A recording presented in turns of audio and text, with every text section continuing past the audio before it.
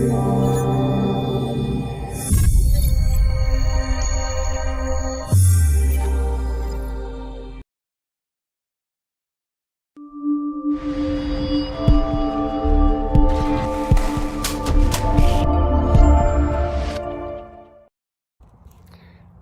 my name is Eddie Stevens, and welcome to the Center for Child Counseling's 2022 production of Tips on How to Pass the Board Cert Exam. We filmed all 10 test passers that were announced by the Family Law section, all 10 who passed last year. We are going to have their tips and secrets. In addition, we are going to add on the previous year's show, which has all 4 people that passed the test that year, plus a whole bunch of BSLE folks that will give their tips and insight on how to pass this very difficult exam. We hope you like it, and we hope it's helpful. And if you want more information, check out www.eddiestevens.com/CLE and find out more about our monthly CLE program. If you're taking the test, may the odds ever be in your favor. Good luck. Stephen Squibbs presents this month's board certification tip. All right, ladies and gentlemen, and now it is time for our November board cert tip of the month. And with us today, we have a very special guest, Russell Frank, who's out of Orlando and one of the most recent recipients of Family Law Board Cert. Russ, how are you doing today? I'm doing great. Thanks for having me. And Russell, I think you've been a Florida attorney since like 2006 and started off in criminal and then came over to private and started family. And now you're doing all family in juvie, right? That's right. I started my career in Washington, D.C., spent a couple years there, and then moved back to Florida, where I'm from, in 2006, and then started doing some criminal defense work at that time. So welcome to Family Law, and Yes. Congratulations on doing what is a pretty significant task, passing the board cert, passing peer review. It's not just a test. It's really a thorough background analysis that you have to go through. When folks take it, chances are they know going into it they're not going to pass just due to the math of it. And that's psychologically really challenging for some people. So first, what made you want to do this, and why did you make this a priority in your life? Well, I thought about it once I had done about 5 or 6 years just in family law. I thought about it. I had a conversation with another attorney that was board certified in another area, and they had indicated, you should give it a shot once you get there. So it was really about a 2-year process for me.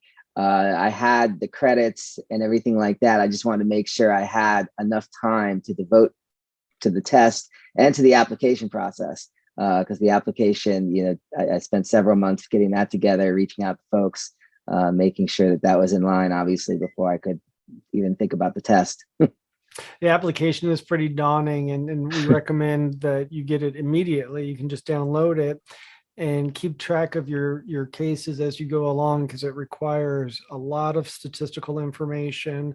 Every case you have to say who the opposing side was, who the attorney, the judge was, what issues you litigated, what issues you settled, case names, when it was started, when it was finished. So it's a lot easier if you keep that information contemporaneously than going back in time and trying to recreate it. So when you decided to take the test, how did you approach the studying process? Well, what I've learned from talking with other attorneys in different fields is that I guess we're somewhat lucky, I guess, in family law, in that we have the board certification review course every year. I guess not every area has that. So that was, I go to that almost every year. So of course I went this year, and I thought the virtual process of it this year actually was kind of helpful for me, only because I didn't lose time to socializing outside, or unnecessary stretch breaks or things like that. So I feel like I got more of the program than I have in the past. And I think that was a benefit to me. So once I got to the review course, got the books, that's really when I started studying. So it was probably a good month and a half, 2 months of studying.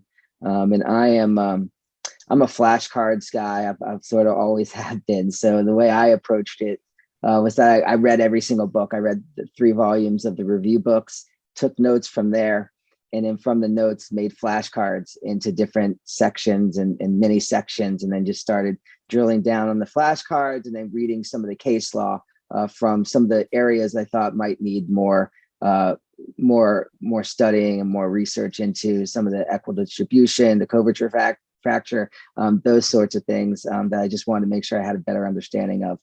But it was mostly flashcards, and I reviewed those quite a bit, and then just did that on the nights and weekends. So I didn't really stop working too much. I wanted to keep my regular practice going as much as possible. So I was able to carve out time on nights and weekends to do the flashcards, review the flashcards, and then take the few sample questions that they did offer, go through those, several times, making sure I had thought out all the different scenarios and answers and things like that. Yeah, it's not just the memorization of this information, but those essay questions really call for you to apply the knowledge and really figure stuff out. And we always tell people, when you have a big essay question, go straight to the call to the question, which is at the very end, and it is really what the test examiner is asking you. Read that first, then read the whole big fact pattern, and that way you kind of have a little bit more direction as to where all the stuff is going. And it's real fun to put red herrings in these test questions that have nothing to do with the answer, but just because it looks like a hot issue, it attracts you and potentially distracts you. So yeah, read that call to the question at the very bottom of the essay questions, and pretty much each section is worth the same. You have some essay questions, true, false, multiple choice, and you have your ethics, which is kind of pass or fail. You have to just find the ethics issues. Would you say you have to know everything there is to know about family law to pass this test? I mean, it's probably hard to learn everything, but I think that, I think with the review books and the sort of the advice you get through the process with the review course, I think there are some good areas that you can focus on and learn much of everything in those areas. And I think that's going to be extremely helpful. Yeah. And they give you the core and the subcore topics, and really that's all they tell you. Study the stuff, and you have to know it really well. Do you think that, do you think the test was unfair, or do you think it was just challenging enough that if you're going to call yourself an expert, this is what you have to do? It was fair. I thought it was fair. It'd been, I think, about 15 years since I last took a big test or a bar exam. So it was a little bit difficult getting back into study mode, but I thought it was fair. And I agree that, it's supposed to be tough, I think. And as my old basketball coach used to say, if it was easy, everyone would be doing it. Right. And right now you probably know more about family law than you will ever know in your entire life. So, yeah. It's a good crash course. Is there any particular advice that someone gave you that really, now after you took the test, you can see really helped you and or put things in perspective for you, or anything of that nature? Looking back now, it's probably easier for me to say, but it's always good to not overdo it and not get burned out during the process. Like I said, I tried to maintain my practice and found time on weekends and evenings, but didn't let it completely dominate everything. Still found some time to go out and, have a little fun, which is a little more difficult with the pandemic, but, trying to take your mind off things, whether that's, just watching a movie or something like that. It's important, I think, to keep it in perspective and try and have some normalcy as well. I guess if you're going to take a test like this, the year of the pandemic is a good time to queue it up.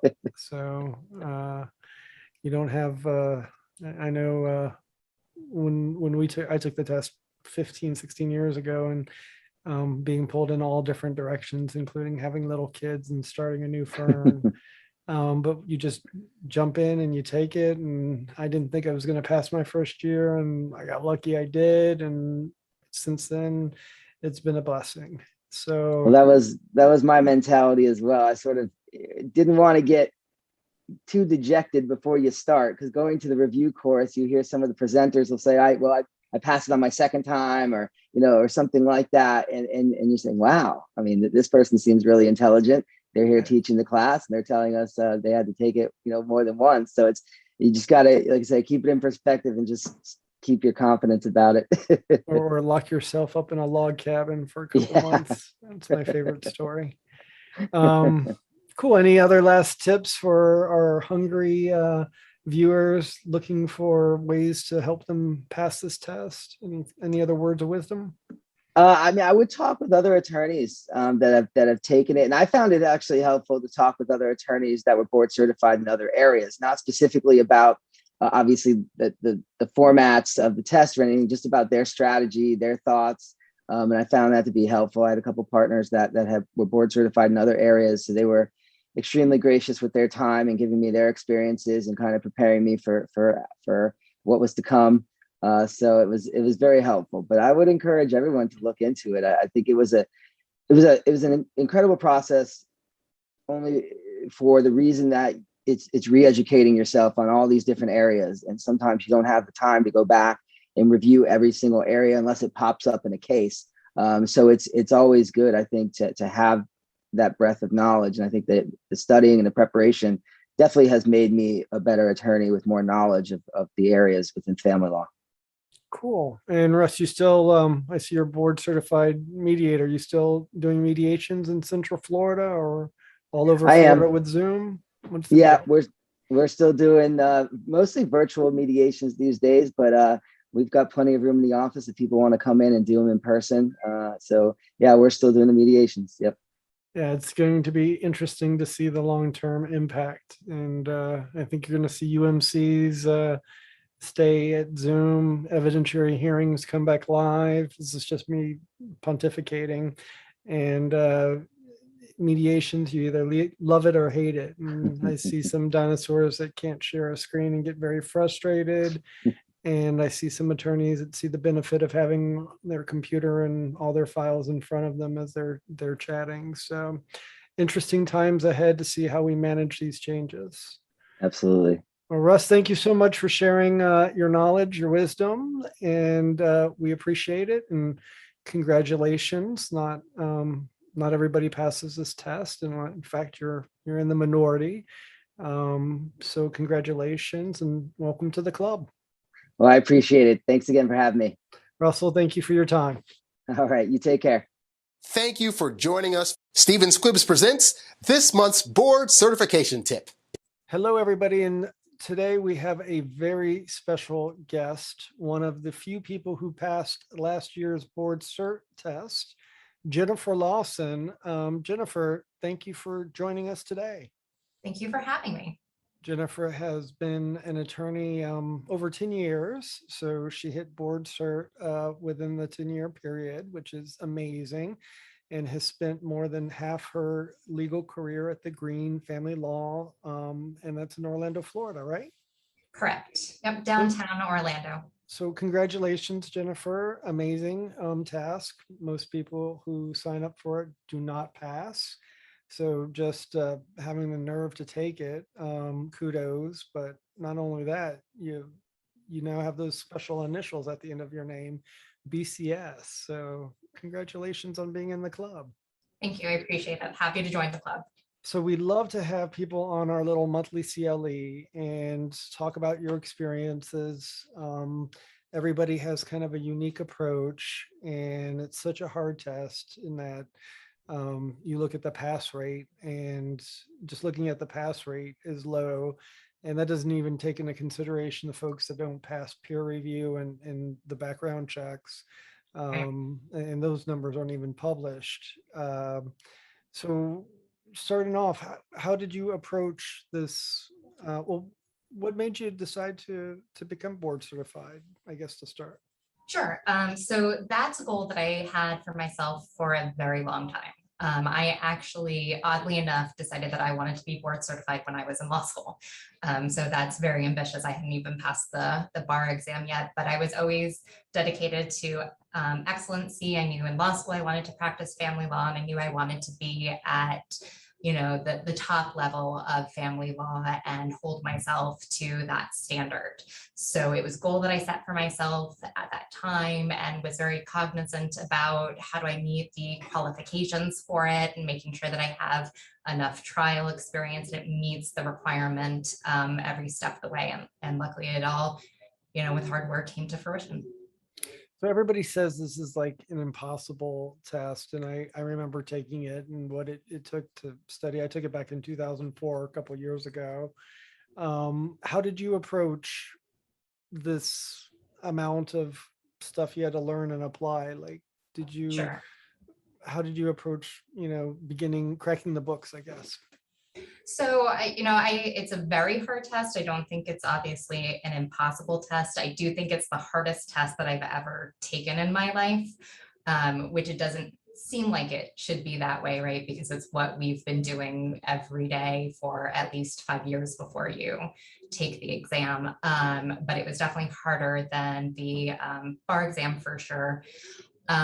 So the way that I approached it, I was very lucky to have my boss, Karen Green, as a mentor and be able to provide me with some guidance in terms of, how to approach the exam and the topics and what materials to review.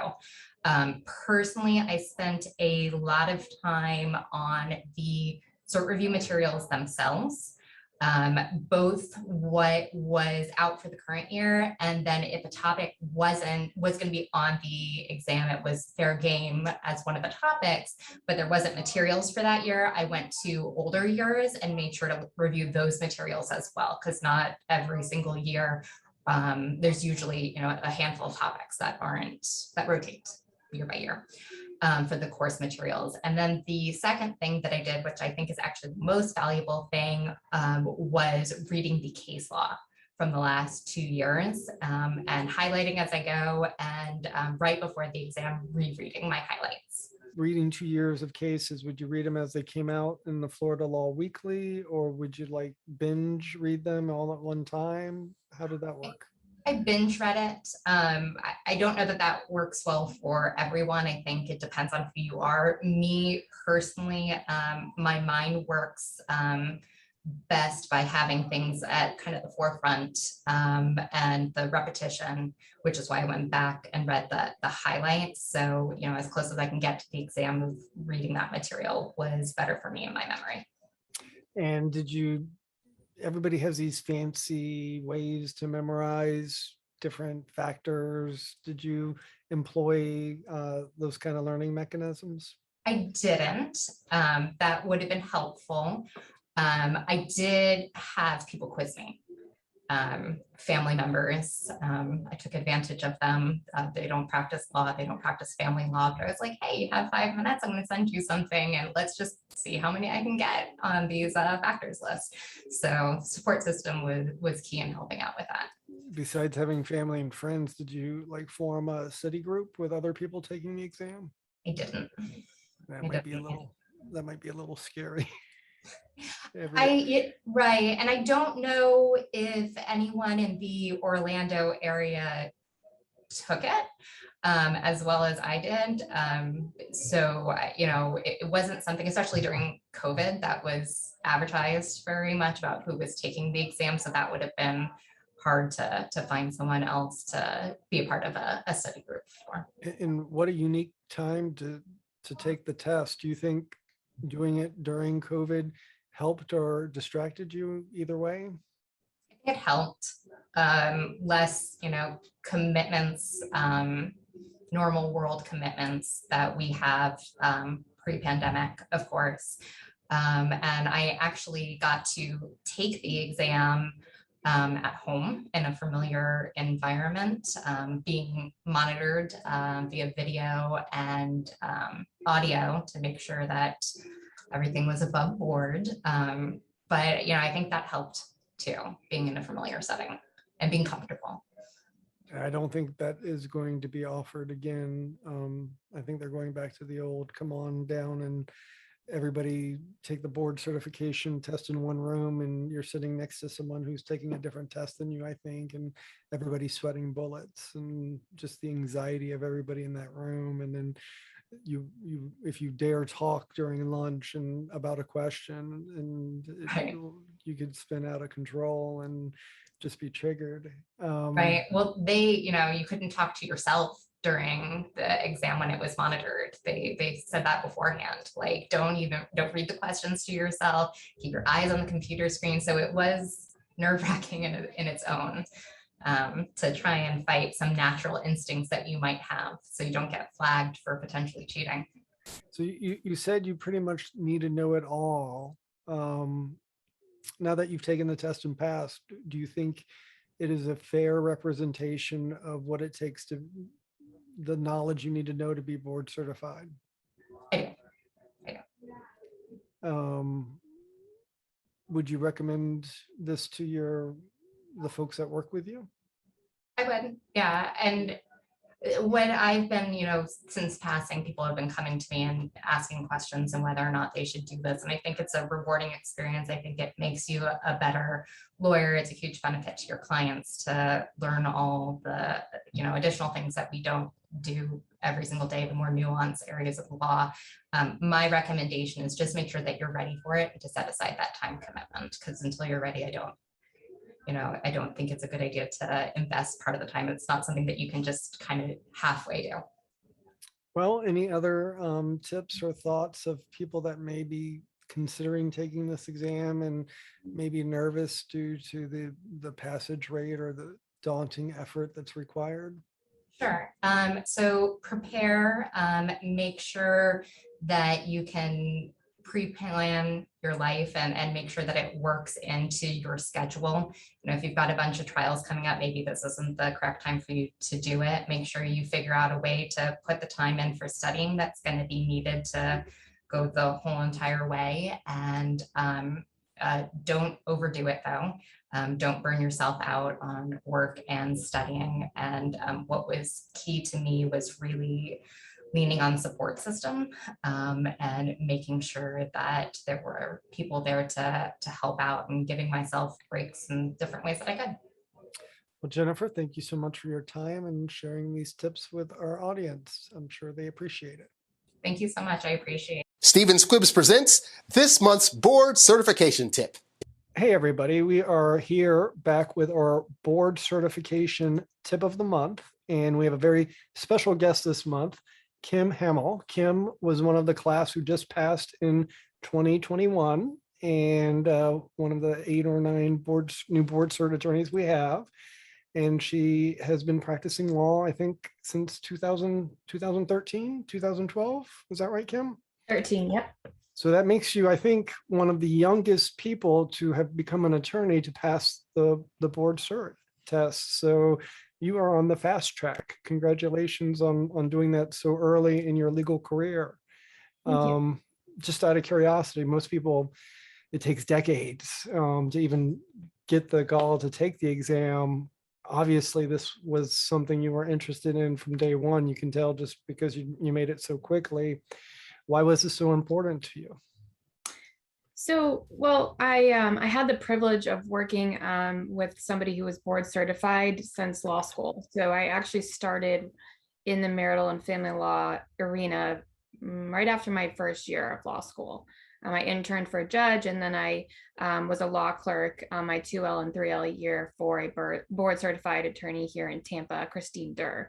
And she was actually taking the exam at that point in time. So I kind of experienced that with her. She obviously passed. And so it was, she was really sort of a mentor as far as telling me what I needed to do early on and making sure that I had my trials and logging that information. I think that's something that people don't realize, is that when you go to fill out the application, if you haven't seen it already, or even if you're planning on taking the exam in 2 or 3 years, look at the application. It's there, it's online, because it'll give you an idea of what you have to complete, and that it's very tedious. So the fact that I had knowledge from when she was taking the exam to log my information about my trials and my evidentiary hearings. Definitely. Did you keep track of all that information contemporaneously, or did you go back and have to recreate it? I would say I tried to do it contemporaneously, but obviously I wasn't every month that I was able to go and circle back and do that. But I tried to, at least every couple of months update it, especially if I had, some busy months with evidentiary hearings and trials. And you're talking, you have to show substantial completion, and you have to show 7 trials, and all of that information. You need the other attorney, you need the issues that were tried, the case name, the number, even your judge, you need to list it there. So that's a lot of information. It kind of reminded me of filling out the Florida bar application, very similar. Right. And I'm still logging it because I know at some point we'll have research. So it's important to continue to do that as well. Every 5 years now. So that's really a very unique spot for you to be in, starting your family law career, watching someone successfully pass this exam. You were just in the right place at the right time. I would agree. Yes. So was it always your intent to take this test? Yep, I think so. Once I learned about it and knew that I had, I think, the requisite background and the amount of information that was able to compile from, or experience, I guess, that I was able to compile over the first 5 years of practice. And it's really actually 6 years. So if you go right into marital and family law, you have to be, I think it's August 31st is the application deadline. So I passed the bar in September of 13. So I didn't have I was 1 month shy of the full 5 years, right at that 5-year mark of practicing. So you actually have to wait that additional year if you're one of the first, if you're taking it right out of that first 5-year period, you're actually applying in year 6. 6 year. So that's one thing that I had to learn and find out about from another attorney who was in the same situation as me a couple of years ago. So there's not too many of us. I'll just say that there's only a handful that made it within that first 6 years. But it's a cool feeling because, it kind of sets you apart from your peers because it is a tough test. And there's a lot of criticism that the test may be too tough. What do you think? Do you think it was fair representation of what it takes to call yourself an expert in this area? I do. So I think one of the toughest parts about the test is the speed. So time management for me was something I had to really work on. I knew that, so I actually took the test twice. The first time, and this is the other side of it, like life happens, you try to plan it out. I tried to plan this out. Like I know when I was going to take it, I was going to just focus and start studying here. And you just have to realize that life happens, because one thing I wasn't anticipating from the time I applied to the time I took the test was getting engaged. So then I was planning a wedding. And I said, I'm not going to take it this year. I'll just take it next year.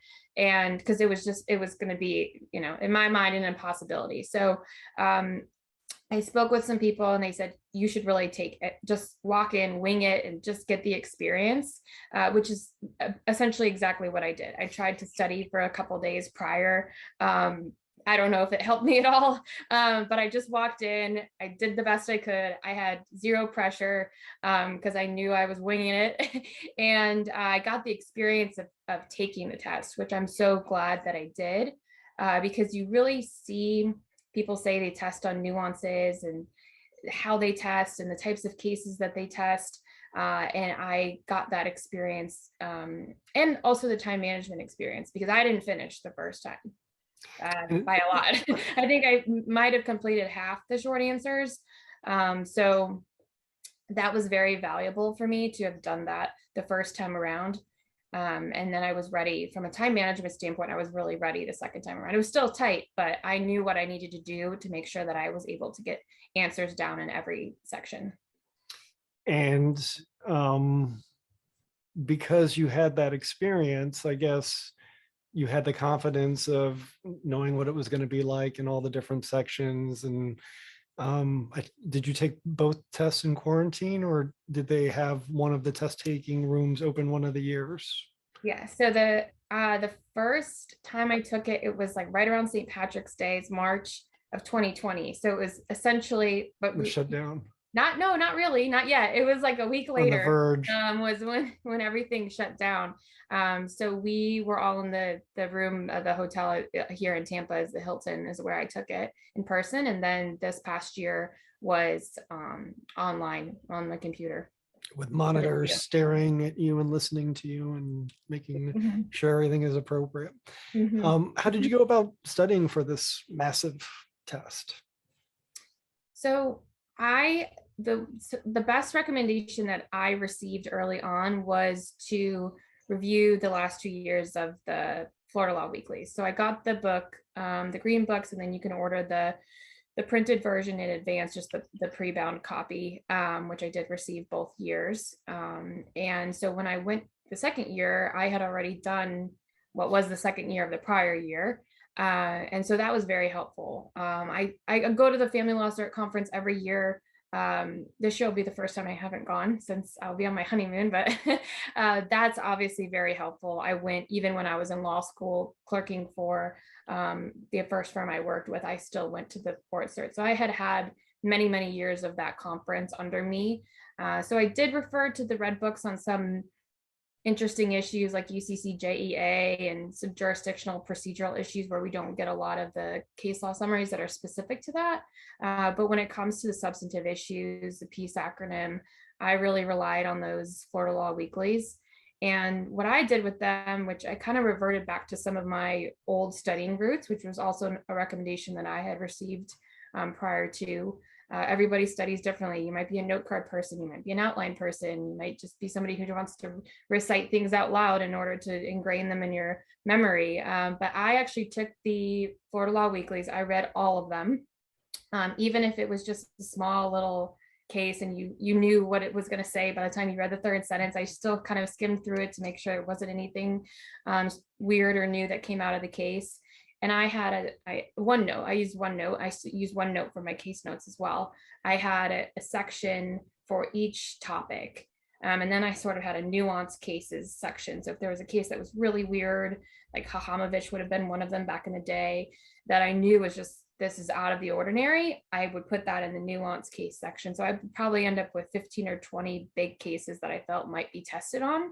And then I had a section for basically the PEACE acronym or all the other topics that are outlined on the testing topic list. And I would start filling in just sort of issues and other things that would come out of the cases. Nothing long where I'm typing out long responses or holdings or, you know, the IRAC within my outline, but just kind of throwing in those, because when you read the multiple choice and you read the short answer, if you've read those cases, you're going to pull back to that almost immediately. So that was really helpful. And I just updated it as new things came in. By any chance, did you keep track of how many hours you studied for each test? I did not, but I would tell you, well, I barely studied the first time around, as I said, definitely winged it. The second time around, I didn't get in enough hours that I wanted to, admittedly, probably 60% of what I wanted to do.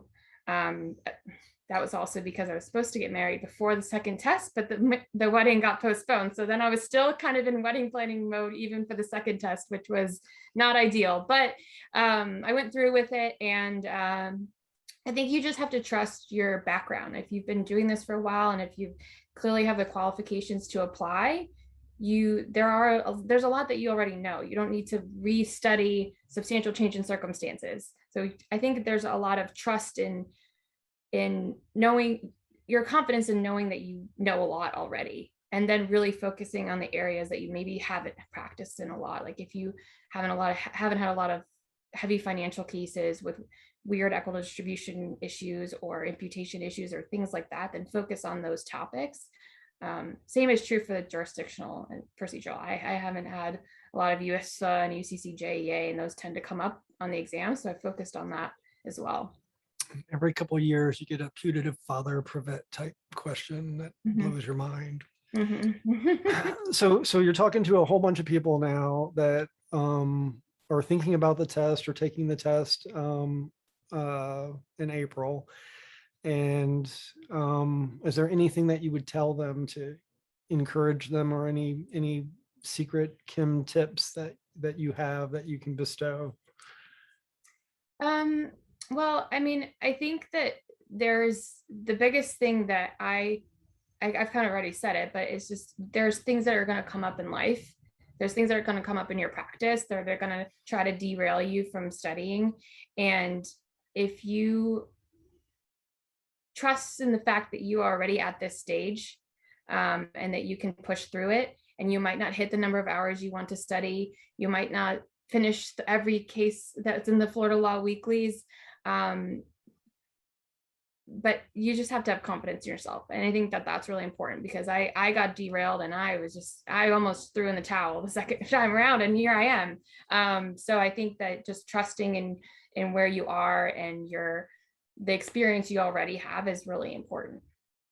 So how has it changed your practice already in just a few short months that you've had it? So, like on the shingle, so to say. So I'm very busy, which is good. You can definitely see whether it's tied to the board certification, credential, or otherwise. I have had a very big uptick in the number of cases that are referred to me.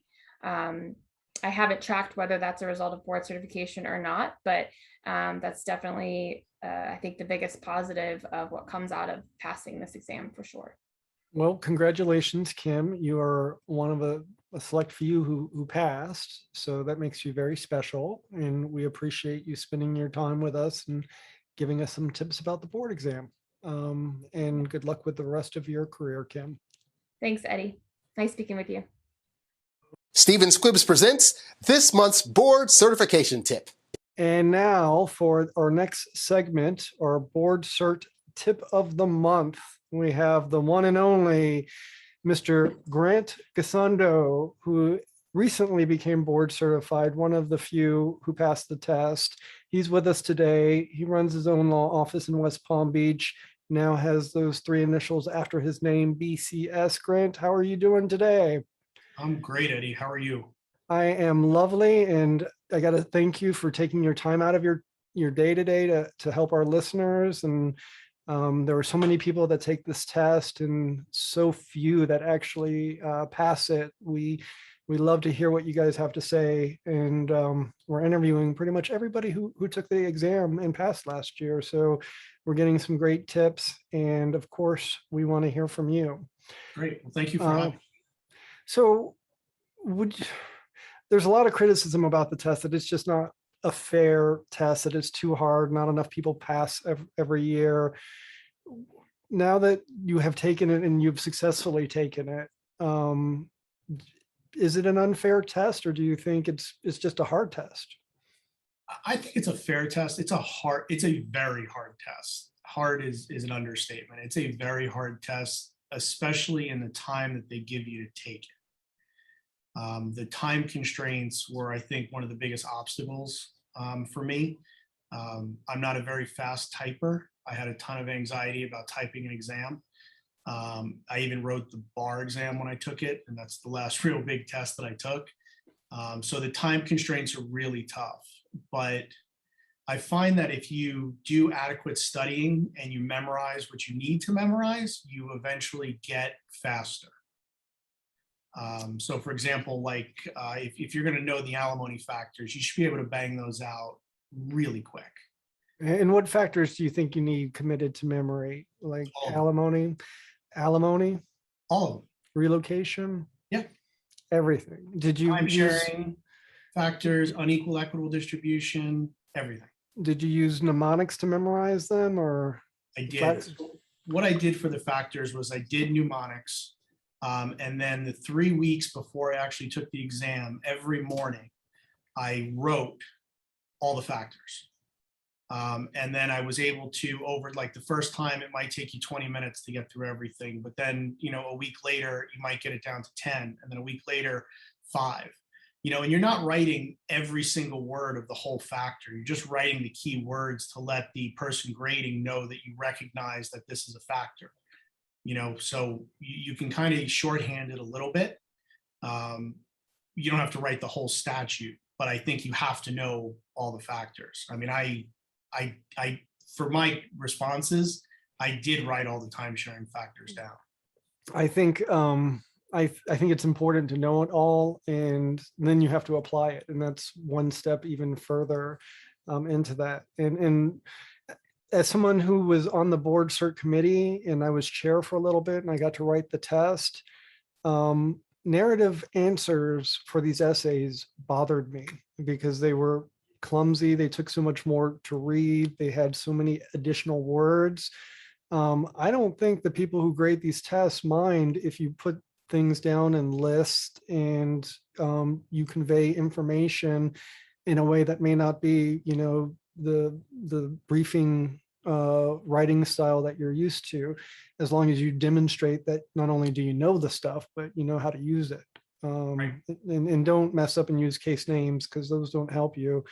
They will only hurt you if you're wrong. They don't get you any bonus points. But if it's an obvious case, throw it in there because you know it. How many hours do you think you studied? So the first time I took it, I failed. I had around 500 hours. And I know I can say that affirmatively because the second time around, I kept track of the hours that I was studying. And the second time around, I was somewhat embarrassingly admit that it was at least around 550. So total time for two shots at it was, north of 900 to 1,000 hours maybe. And, had you not put in that time, just think you would not have that under your belt. And that makes, even if you don't pass the test, just taking in all this information makes people a better attorney. Going to board cert without the intent to taking the test, I still think that makes you a better attorney. And it's a fun weekend too. Did you, besides, it sounds like you approached this almost like a sporting event, and you had drills and you had a strict timeline that you went by, and you had the experience of not passing the first time. And thank you for sharing that with us. I know a lot of people don't like to talk about their failures in life, but I think it creates who you are. And if you, I think it makes you a much stronger attorney that you got back up on the horse and you were resilient and you did it again and you passed. I know someone who took it 5 times and passed on their 5th time. I don't think there's anything wrong with taking this exam and being unsuccessful. It's a hard exam. It's a lot of information. I'd rather get up to bat and strike out, at least know I tried. And chances are you're going to fail the first test anyways. I mean, it's just a numbers game because of the passage rate. And if you can't grasp the fact that you may not pass that, you may not grasp, the results you get. And that could be really disappointing for you, especially if you've always been an achiever, because this is probably the hardest thing I've ever taken. And I'm glad I was lucky. I only had to take it once, but I was much younger when I took it and much smarter than I am now. And review your test if you fail, because when I did review my answers versus what they wanted in that time they let us review it after failing it, it really gave you a lot of insight of what what those test takers were looking for, and the depth of the information they really did want for a good answer. Now, can I ask you, after you took the first test, did you think you failed it, or did you have questions that maybe you did pass it? Or was it clear to you that you didn't pass that year? I walked out of both tests feeling pretty bad. All right. So you got good news the second, when you got the letter. That was a happy day for you. Well, there were 2 attorneys last year that looked at their answers, or actually the year before, and challenged it and had a successful challenge all the way up through the BSLE, and overturned the certification committee's denial. So even if you don't pass, you still may have passed, depending on whether or not you want to take that look after you pass. So that's a great idea. You had to go to Tallahassee to do that, or I guess because of COVID, they set up a time for you to see it online, or how did that work? Yeah, it was over Zoom. They monitored you while you reviewed your test, and you didn't have control of the actual document. You have to tell them like next page, next page, next page. But I jotted down some notes. I was like, wow, I can't believe they wanted me to go there based on that issue. And spotting the issues is just major. You know, but really reading what the answer key looked like when you fail is monumental. I think that made the biggest difference in my studying. For the next year. I got it. So coming back, a couple feet, what advice would you give folks that have never taken this test before that want to pass it? So I started really early. I would recommend doing that. And when I say early, I started September 1st. That gives you a lot of time, and I committed every weekend until the exam. So from September 1st to the exam, it was every weekend. I would kind of stop my day Friday at noon, and I would turn over to study mode. I'd eat a good lunch, and then Friday afternoon, Saturday and Sunday would be nothing but studying. And then I took 3 weeks, 2.5 weeks before the exam to do nothing but study. But I treated it like a job. I still came into work at my normal time, and I just studied instead of logging onto my email and working. I studied, and then I caught up on emails kind of in the evening. So starting early, I think, is huge because you have to get through a lot of information. And then when you're going through the information, certain portions of it are going to stick out. Like, wow, I really need to memorize this. Like I would say chances are you're going to get an equitable distribution question somewhere. And somewhere in there, you're going to get an unequal equitable distribution issue. So you kind of have to know those factors. The alimony statute factors, they're not huge. You could probably memorize them in a day. Just do it. It's not going to take weeks and weeks and weeks to memorize that. And then you kind of build on it, just like a house. This week I'm going to memorize this. This week I'm going to memorize this. And you slowly, ramp up. So before the exam, the last week, you're really kind of in tune with what you know. And you hear some test takers go so far as to like look at who's on the board cert committee and pull their appellate cases. Did you think that was necessary at all? I heard that. The first time around, I did read a few cases. The second time around, I did not. I don't think that the people who are drafting the exam are going to write an essay directly off of a gigantic appeal that they had, in the same year. I think it's kind of a dead giveaway. But with that being said, if a monumental case comes out that's going to be tested. Something, I mean, that's like prime. I Right. wish for that. And also, changes to the statutes. The first time I took it, I think there was a change to the military statute. You got to know that stuff. Those updates and changes is right. You might not see it in an essay, but a short answer or multiple choice, it's likely to come up. So what did you rely on for your study materials?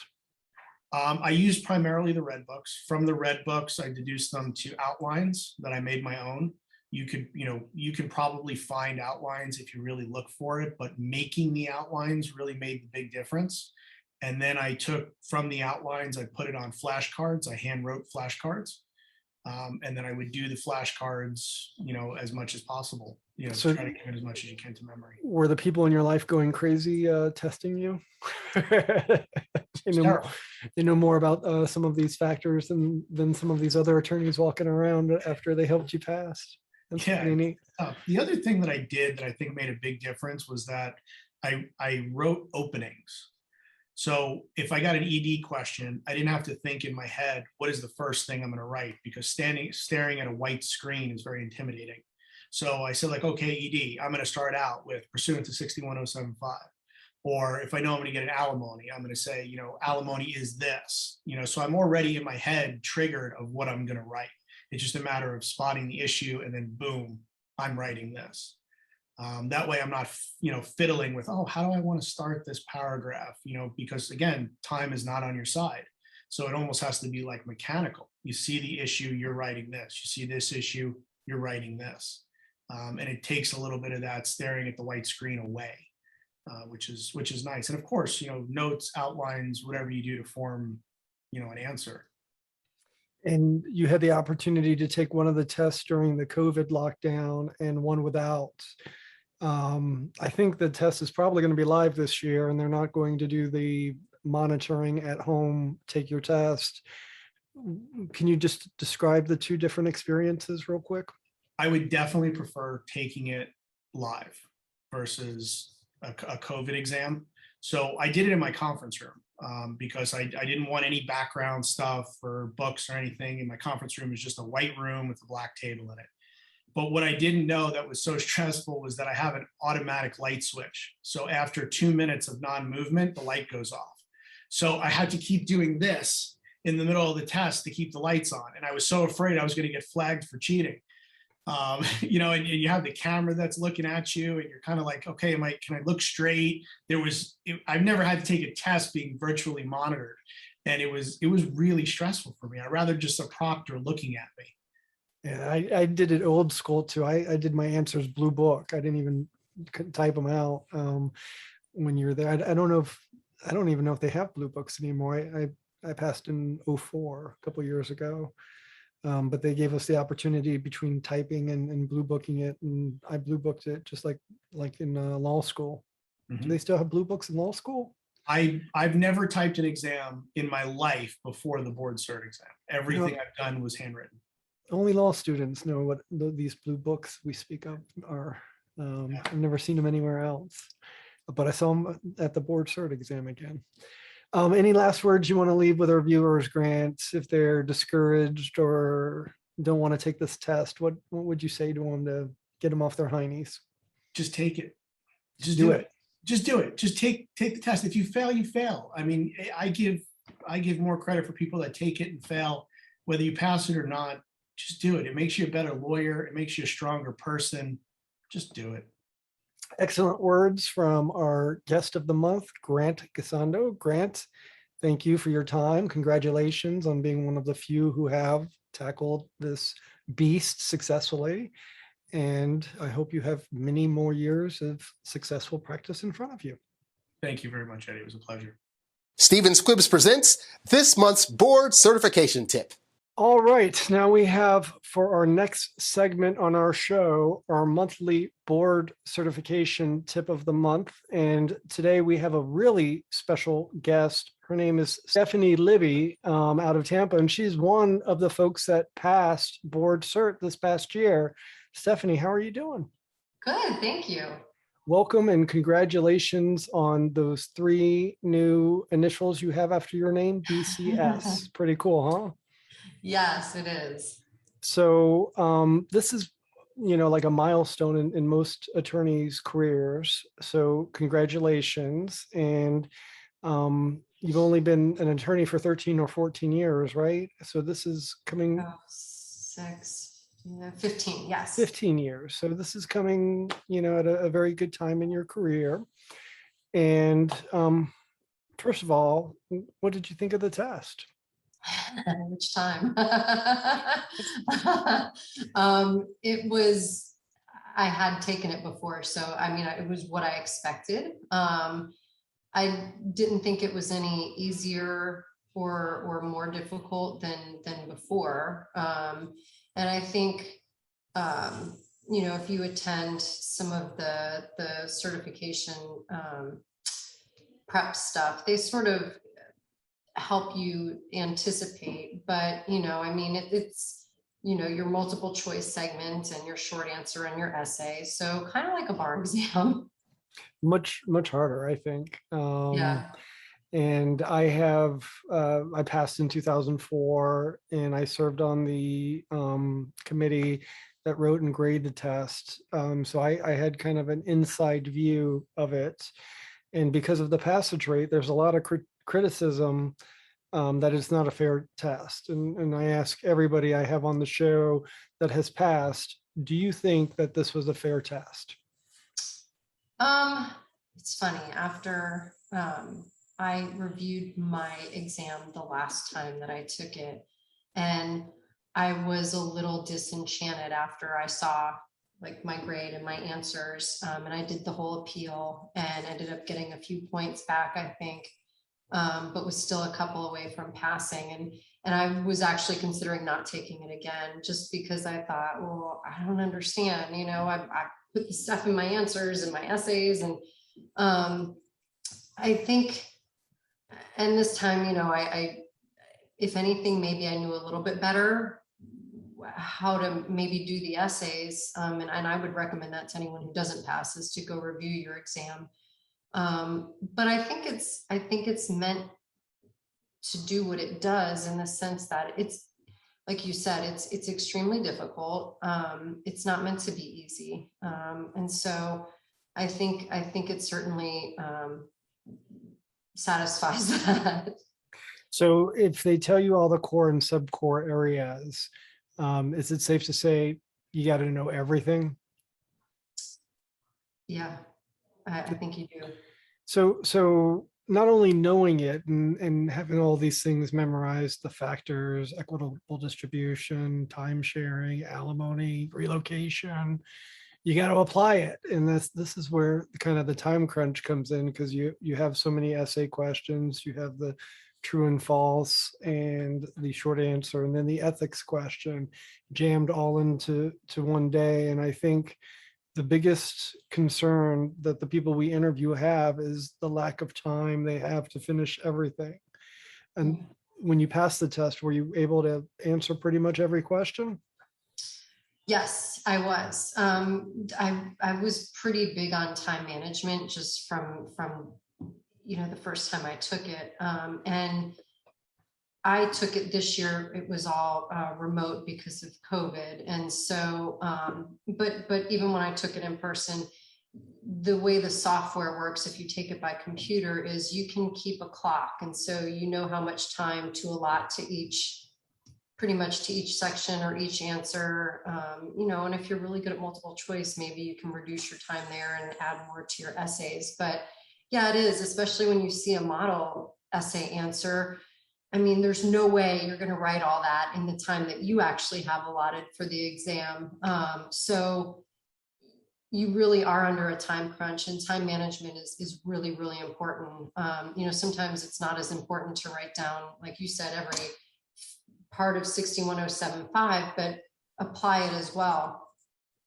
I think a lot of people spend a lot of time writing narratives, and the people grading the test don't necessarily need to see narratives. We're fine with lists, with elements, and much more condensed presentation than a formal, briefed answer. And I think a lot of people spend a lot of time making their answer a little more fancy than it needs to be. As a test, someone who grades them, we just want to see the stuff and know how to apply it.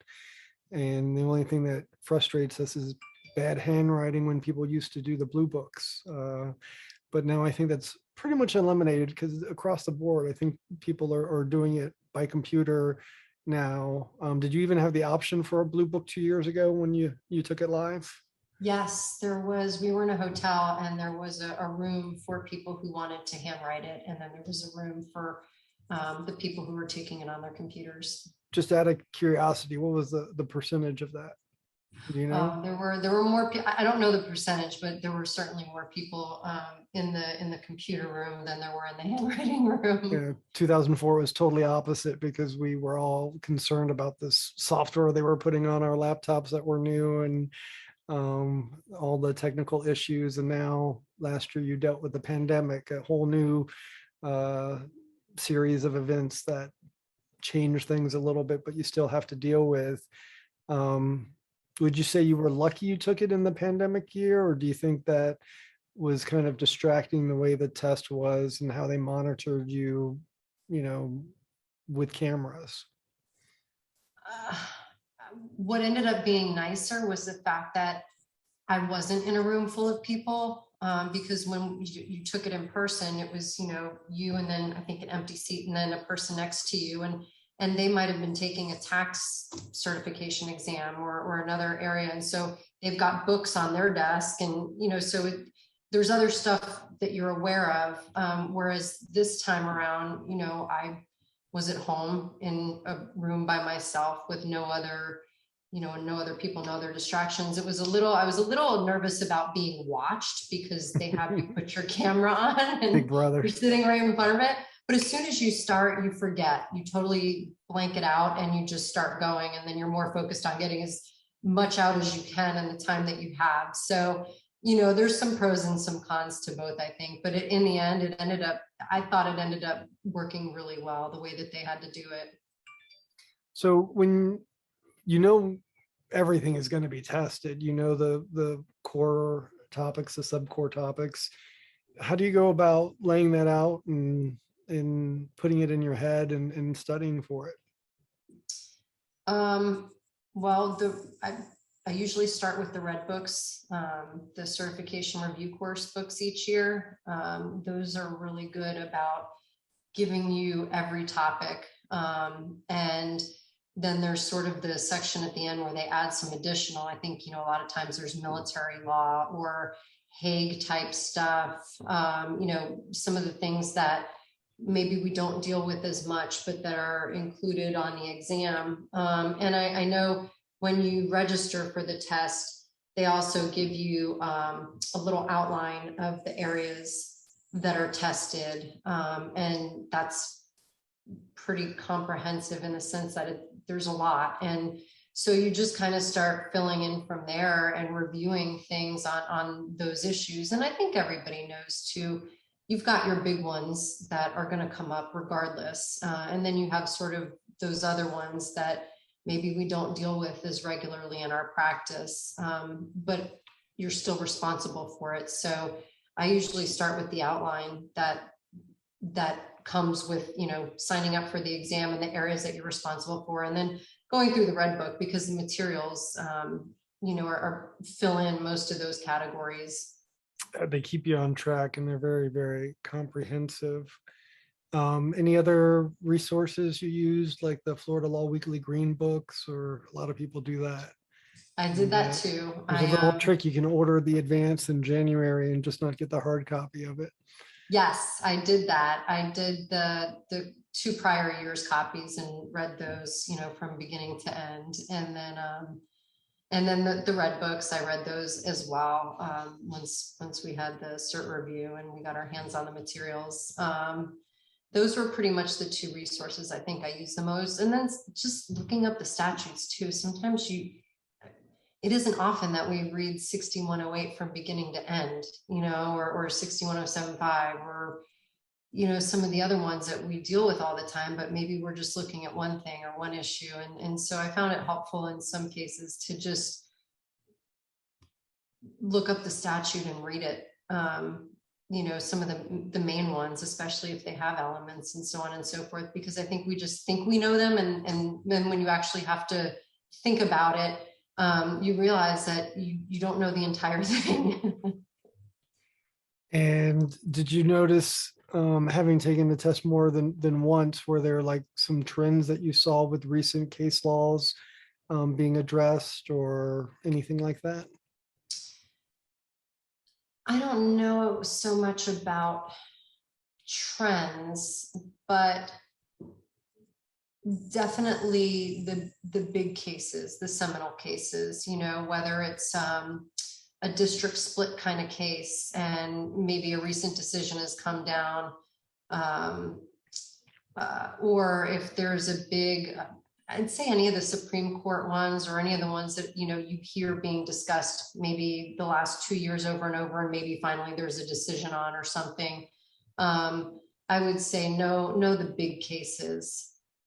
And we have all these factors for all these different elements of family law. How did you go? Did you memorize all the factors, or did you use mnemonics? How did you approach that? I actually did flashcards for those. I just found it easy, you know, if you're 61075, if you're dealing with, you know, the factors for an unequal distribution, I just put them on a flashcard, and that way I had them really quick to reference. And, you know, even the day before, the night before, if you just want to review a few things, I found that easy because it wasn't like having to go through a whole outline or go through the whole statute. It just set out, you know, little factors for me, but that's just what worked for me. So did you keep track of how many hours you actually studied for or anything like that?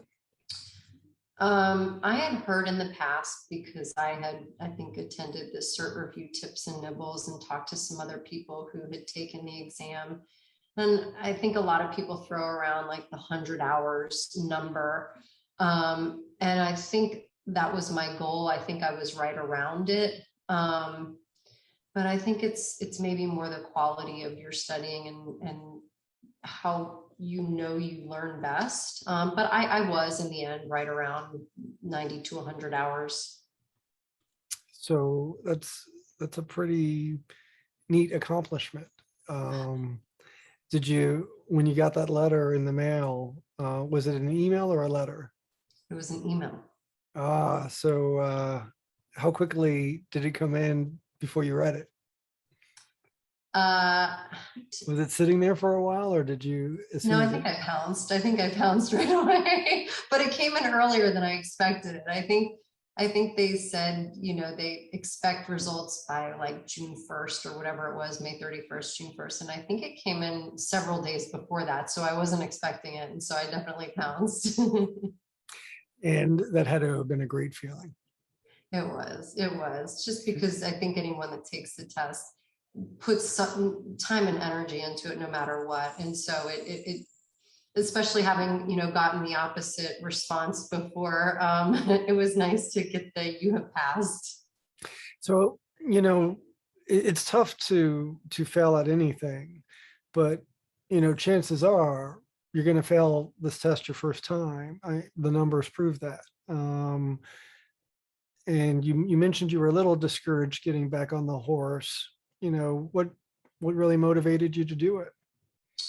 Well, my boss is board certified and he was really pushing me, and just didn't really, he didn't really give me the option of not taking it, in a nice way, in a very encouraging way, but he was like, you got to do it again. You have to. And I think reviewing it, while it discouraged me a little bit, it was helpful, just because I think if anything, you have to take something away from it by looking at, what you did versus maybe what more they were looking for, or maybe how better to appease the grading type of system. And that's really what, you're not writing for anybody else. You're writing for the people that are grading the exam. So I was certainly encouraged to do it again. And I think too, once you re-up your application and then you start studying, you're in, like, you're committed.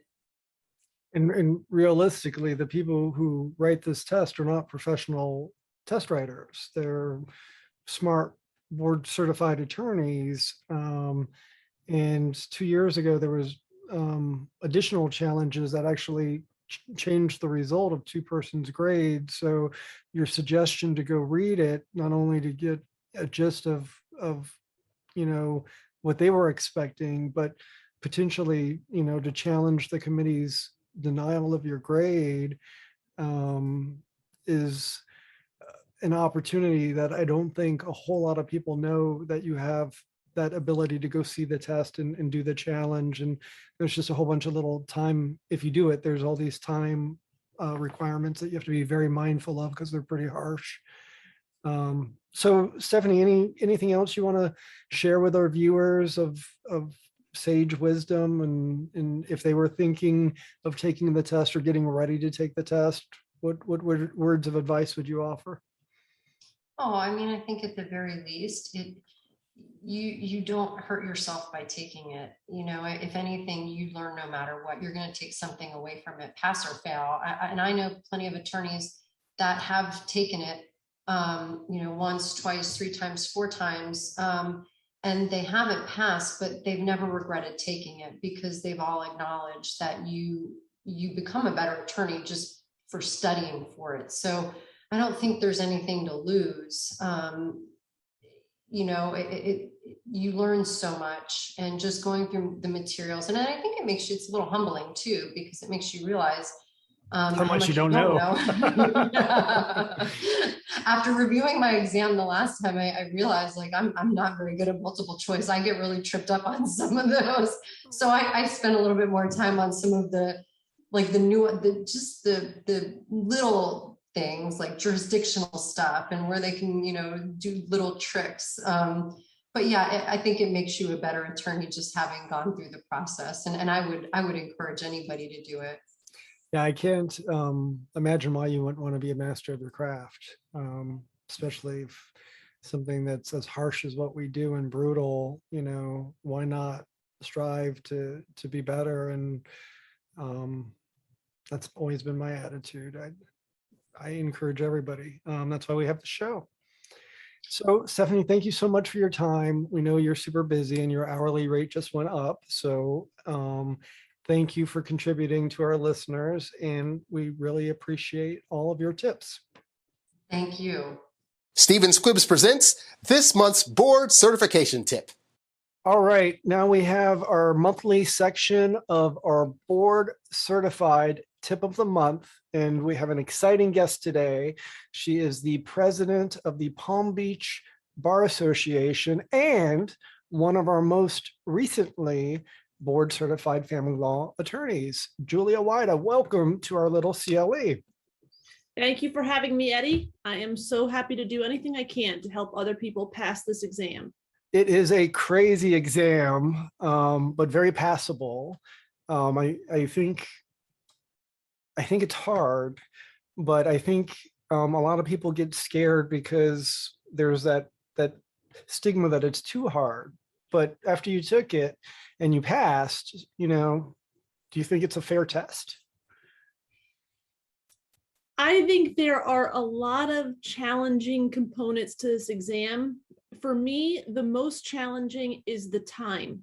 There is a lot of time pressure on this exam. And I think in your preparation for taking the exam, you should try to time yourself and get used to the fact that this is really a test of how quickly you can get down all of the stuff you know. And if you are prepared for that, it'll make it feel less stressful as you're taking the exam. Many people have had to take this exam more than once, including me, and there is no shame in that. And for the young women with children, I want you to know that this is definitely doable. And if you approach it as a learning process, this is something that will only increase your practice and make you a better lawyer. Julia, we've already interviewed like 6 or 7 folks that passed this year, and they have all said the same thing: time management. And some folks don't even have time to finish the multiple choice. They run out of time of essays. So it's really important to be able to get this stuff out on a paper. And just out of curiosity, when you wrote your answers, were they in a narrative form, or did you do something a little more casual, like just listing things?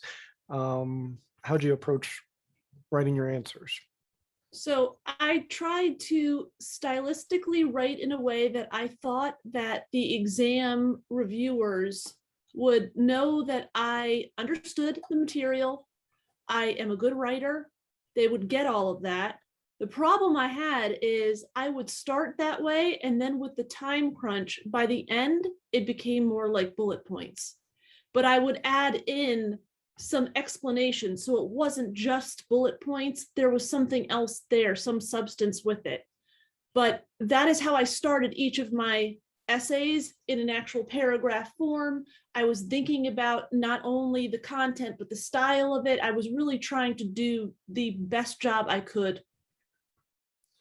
And approaching the studying of this test, and they give you the core and the subcore, and it's really everything, right? Everything that they tell you to study is going to be tested. Would you agree with that?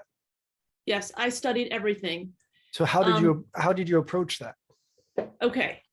So I had watched all of your case law updates and all of your interviews with the people who had taken the exam and passed. And one of the common things I heard was, go back to what you had done during law school and undergrad. And so in law school and undergrad, I tended to read things 2 to 3 times and really think them through. And I know in our professional lives, we don't have that kind of time, but I tried to incorporate that. So starting right after July 4th, I celebrated July 4th with my family. I have a 4-year-old daughter. We all celebrated together. And then I started to really focus on studying. And I started with they'll tell you 2 years of the Florida Law Weeklies. I actually did 3 years, and I very actively read all of the cases. I was highlighting, I was writing notes in the margins, I was making note cards based on the things that I was learning. I actually have like a shoebox full of note cards while I was doing that. And what I was finding as I was reading those cases is common things were coming up. There were common issues, common patterns. So I had a notebook that I would keep beside me, and I would write down all of these things. So sometimes it was a conflict in the DCAs, sometimes it was an issue that was recurring, and I just kept this beside me. By the end of all of my studying, I had about 45 of these common issues, patterns, themes, whatever they were. And Eddie, I believe that most of these things were tested on the exam in some way, whether it was short answer, whether it was multiple choice, or somehow on the essay. A lot of this stuff was picked up on. And then I also kind of did the same thing with all of the statutes and the rules. I very actively read, I highlighted, I had note cards. I would keep in my notebook, if I noticed that there was a statute that changed or a rule that changed, I would write that down in my notebook, and I'd have this list of everything I knew that had changed in the last year. And then I would memorize all of that and just keep reading, keep reading, keep reading. I did not outline every topic. I know most people will tell you to do that. I did not do that. And then as we got to the cert review course, I started to focus more and more on the red books. So I found the red books, there were certain things that weren't in depth enough. So this time around, I added a new material. I added this yellow book. And if there was an area that I wasn't totally sure about, I would read the entire section on it. And I think reading it and hearing it in a different way, and some of this is a little more in depth than what the red books have from the cert review course, I think that helped. It's just digesting it to the best of your ability. However you do that for yourself, I personally think this helped me. I also used this book. I thought this had a little bit more depth than the cert review materials. I think they're all excellent. And for me, all of them helped me to get a really good understanding. And then Maria Gonzalez and Abigail Beebe had said something about once you've finished studying a certain area, try to write down everything you've learned about that area so it's crystal clear. And I did that for all the core topics. So I might not have outlined per se, but I had these little summaries that toward the end, the last few days before the exam, those summaries and a few of my note cards, that was all I was using. And then I was kind of like speaking it out with myself and expanding on it and just like quizzing myself. So I fully got it. I agree that reading the Florida Law Weeklies, as you know, is a great component of learning and staying on top of the law. It's not the only thing I do, but it's the primary source, and just having exposure to it every week, because I read it every week, at least the family cases. You're right, those trends become very apparent. Would you read the Florida Law? Did you subscribe to the Florida Law Weeklies and read them weekly, or? Yeah, so I used 18, 19, and then I got the draft bound copy of 20. That's what I did, and I used all of them, and you can see everything is very tabbed up. And what we actually did is I was lucky enough to have two study partners, Cash Eaton and Grant Gisondo, and we used some of these cases. I would make copies of just the fact pattern, and then I would put in, the trial court ruled X. And then we would make our own short answers, and we get on Zoom and we time ourselves, because the time is really an issue. We time ourselves and we try to get through it, and then we talk it through a little. And I think that was really helpful. That was something I had never done in the past. So I do think that having study partners, if you really like them, know them, trust them, they all pull their own weight, then maybe that's something for you. So starting the summer before, I guess it's like 8 or 9 months of a study regimen, how many hours total do you think you put into it the year you passed? So during this exam, went online and bought something that looks like this. It's a calendar. It's 1 page per month. And I would also keep this in my study area and I would log all my hours. I was at around 400 hours of studying. I know that sounds ridiculous, but I went all in. Grant says he was at 500. So he's the furthest amount that I've gotten. And most people say it's somewhere between 1 and 400 hours. And it's to have these initials, it's significant. And I served, when I served on the board, the committee, and it's a bunch of humans that are not we're not professional test writers. We're just family lawyers that make up this exam. And serving on the committee, I probably learned more about family law just because it was such an intense experience. Mhm. So if anyone is looking for a committee to serve on and you're board certified, the most rewarding and challenging committee I've ever served on is the board cert committee. But as they're humans, they sometimes don't get it right. And did you ever take a look at your previous test? Yes, and I appealed in the past. I didn't go all the way up like Jacqueline and Megan did, but I did appeal and just kind of got a response that was, you didn't pass. So did you find a benefit in reading the test answers? I did. And I could see what they were testing. And I could see that in the time allotted, I was struggling to get down everything they were covering. I mean, those model answers, they're very, very in depth. And the time that's allotted on the exam, it is very hard to accomplish that. Well, and reading those answers actually helped you the next year? Yes. And This whole process, I mean, I would say anybody who's going to take it and you're afraid of failing, don't be afraid to fail. I mean, you are honestly going to learn so much. You're going to become a better lawyer. Your practice is going to be better. I mean, there's so many reasons to just do it despite the fear of failure. And there's a lot of, fear-based stuff that happens at the tips and nibbles course and all of that. Just block that out. This past year, I basically went to the course, but did not listen. I was doing work. I was reading cases. I did not listen to what they said. I just tried to stay positive. Jeff Weissman had talked to a group of us, a small group of us, and just kind of reiterated how important it is to stay positive. And I took that to heart. And I basically did everything I could to keep the people around me and myself as positive as possible about this. So whether that means you have friends who keep your spirits high and make you laugh, be with those people, keep them in your life while you study.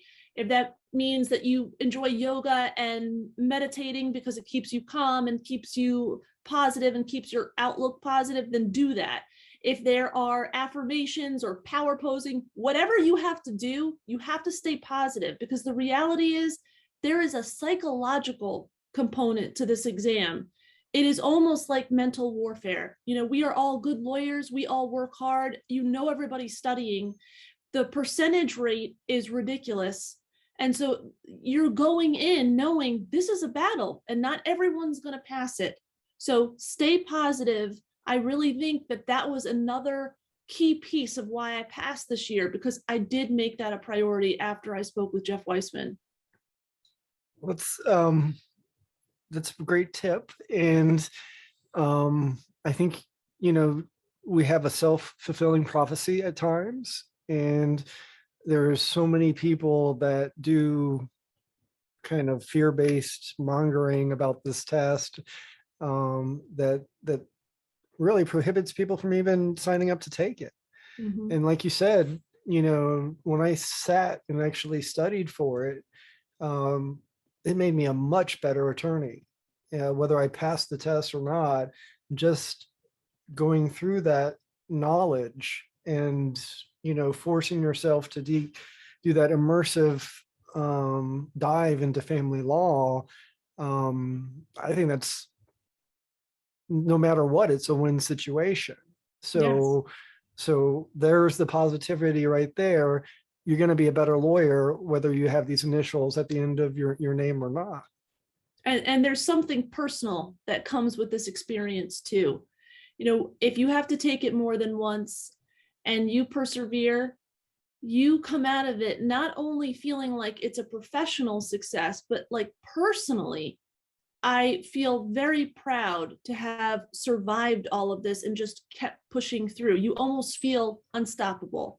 And I think that is in and of itself the win, right? Well, overcoming trauma can make you very resilient and almost give you superpowers. So I'm glad you have taken the reins, Julia, and I see what you're doing with everything in Palm Beach and the vision you have, especially, you know, for working moms that are lawyers. And, you know, you're an example that it can be done and done with grace. Thank you. So congratulations on being one of the ones that passed. We're all trying to get this passage rate up, and the purpose of these little chats are to take away the mystique of the test and to, you know, let everybody know, yeah, it's a tough test, but, you know, if I can pass it, certainly, you know, all you have to do is figure out how you learn the material and put in the effort. And it might take more than one time. And if you have that expectation, you're not going to get crushed, you know, but as family law attorneys, we get crushed all the time. So we can do it. But this is kind of personal. I get that. So Julia, any last tips you want to give our listeners? And also thank you for subscribing to our CLE series. You have been one of our biggest supporters, and we really appreciate you very much. I do think the case law updates are very helpful. The more you listen to other people talk about the cases and you hear it from a different angle. So I really think this is very, very helpful for people who want to take the exam. Well, Julia, thank you for your positive messages and your time today. And hopefully these words will encourage and help other people with this obstacle. Yes. Julia, have a great day. Thank you so much for having me. Stephen Squibbs presents this month's board certification tip. Ladies and gentlemen, welcome to our board cert tip of the month segment. And this month we have a great guest, Christy L. Mitchell, who has been practicing law since 2009. And she's one of the folks that just passed this past year. And she runs her own law firm, CLM Law, out of Orlando. Christy, nice to see you, and thanks for joining us on our show. Thank you so much for that wonderful introduction, and thanks for having me. Well, we're on a mission here to help people pass the board exam, board cert, and I can't think of a better way than talk to people who just passed it. And fortunately, we have such a great bar where pretty much everybody we've asked to participate has done that. So we're giving out a lot of tips to test takers. So speaking of some tips, you know, this is they say family law board cert's the hardest test you could probably take in your life, right? It was hard. How did you approach the whole test taking process? Oh, you know, I did everything I could think of, really. The pandemic hit, right? And then I didn't have to drive anywhere. I didn't have to drive to the office and drive back. So now I had more free time. So I actually, starting in about September, got up early at like 5 o'clock every morning and studied for an hour and a half every morning before my kids got up, Monday through Friday. That was the first thing that I did. And part of the studying, I actually brought my little study things with me. At the Nibbles and Tidbits, which you get invited to if you're allowed to sit for the exam, as one person recommended ordering and reading all of the Florida family law cases published by Florida Law Weekly. They come out in this little green binder book. And so I ordered those for the last 2 years. and I read every single case in there that had to deal with family. They have a bunch of dependency cases. I just skipped right over those. I made flashcards. I have a giant shoebox full of flashcards. That's just how I retain information. Yeah. So What- basically everything I could. So I kind of want to dig in and figure out the materials. The green books are great, and there's a little trick. You can order the softbound one early in January to get it a couple weeks ahead. Any other resources that you looked at or were in your toolbox? Yeah, the red books from the board cert review that they have every year. I had those for the last 2 years. That's where I started my outline. And I'll say it was probably in January or February. And I think the test was actually in March, but January or February, where I realized that not all the topics on the test are actually covered in the red books, right? So I was kind of scrambling last minute when I figured that out, but luckily it wasn't too much information that wasn't covered in either of the last 2 red books. So, And the red books kind of change every year. I think I have 15 sets of them since I've been going, and some years are better than others. How did you go about learning? Did you feel like you needed to memorize statutes and all of the elements in all these statutes, like relocation, alimony, unequal ED, that kind of stuff? I did. How did you get that stuck in your head? I used mnemonics and made up just crazy. I mean, some of these factors have like 20 plus factors, you know, Right. I just had crazy mnemonics made up. I asked other people if they had any. They didn't. I Googled. I think some of them are probably inappropriate, or I'd share them with everyone, but Whatever it takes to be able to retain all this information. And not only do you have to retain it, but the real test is not just what you know, but how you use what you know, and applying it in the essay questions and some very tricky true false multiple choice. This test gets criticism that it's just too hard and the passage rate is too low. Now that you've passed it, do you think that this is a fair test for board certification? I'm biased, right? It sets me apart. So it's really difficult. I'll tell you that much. And I think that there's a lot of people who know a lot of the broad strokes, and really the board cert test, I think, is, especially with the multiple choice and the short answer, like true, false, and take a position. Those tend to focus more on the nitty gritty. I mean, I remember one multiple choice question and the difference in the answer was one single word. Christy, did you keep track of how many hours you put in studying for this exam? Not specifically, but definitely over 150, somewhere between 150 and 200 for sure. And COVID being a really interesting year to take the test, because the way the test was administered was different, and we're just in a different time where you probably have a lot more time available to study than you would otherwise. Right. Yeah. So that was probably helpful. It was somewhat helpful, but it caused a lot of anxiety that this was the first time that the test was going to be administered online. And then, you weren't allowed to have any interference or interaction. You couldn't have your phone there. I heard the proctoring was very anxiety ridden. Yeah, you're videotaped the whole time, So I believe this year they're returning to live testing, so these folks won't have that issue. But whatever life throws at you, you got to deal with it. Right. Yeah. Do you have any other tips that you would like to bestow upon our listeners who were in your position a year or more ago, thinking or getting ready to take this exam? Ethics opinions. When I sat for the test, I was thinking ethics was going to be multiple choice or one of the short answers. And we had an essay. Yeah, they pretty much give you one essay and say there's 10 ethical issues, find 7 of them, I think, is a passing score. At least that's what it used to be. Did you think the ethics question was difficult, or did you, how did you take that? I did think it was a little bit difficult because I didn't know any of the ethics rules, right? I know like the general principles of like, don't be an unethical attorney, but specific rules, like with the family law substance, I memorized the statute and I could cite to the statute and list factors and all that stuff. So it helps build your confidence, which is why I committed to memory all those factors. But with ethics, I wasn't expecting to have to write a long essay, so I didn't commit any of the actual rules to memory. So a lot of my essay answer was just winging it. It's like, oh, that doesn't sound right, but I don't really know the rule that says why. Let me tell you why I think it's unethical.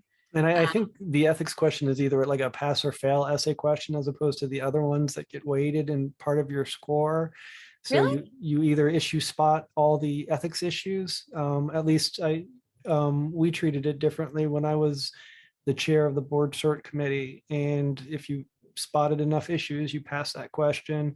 And I think if you didn't get the ethics question the next year, all you had to do was just take that. I could be wrong because it's been over a decade, but just mainly issue spotting, conflicts you got to know. Don't call yourself board certified if you're not, or a specialist if you're not. There were some advertising issues, a lot of conflict issues though, and Mine even was some, sleeping with clients. that's an Like, when are important you one. allowed to sleep with clients and when are you not? Well, if the relationship had started before, Right.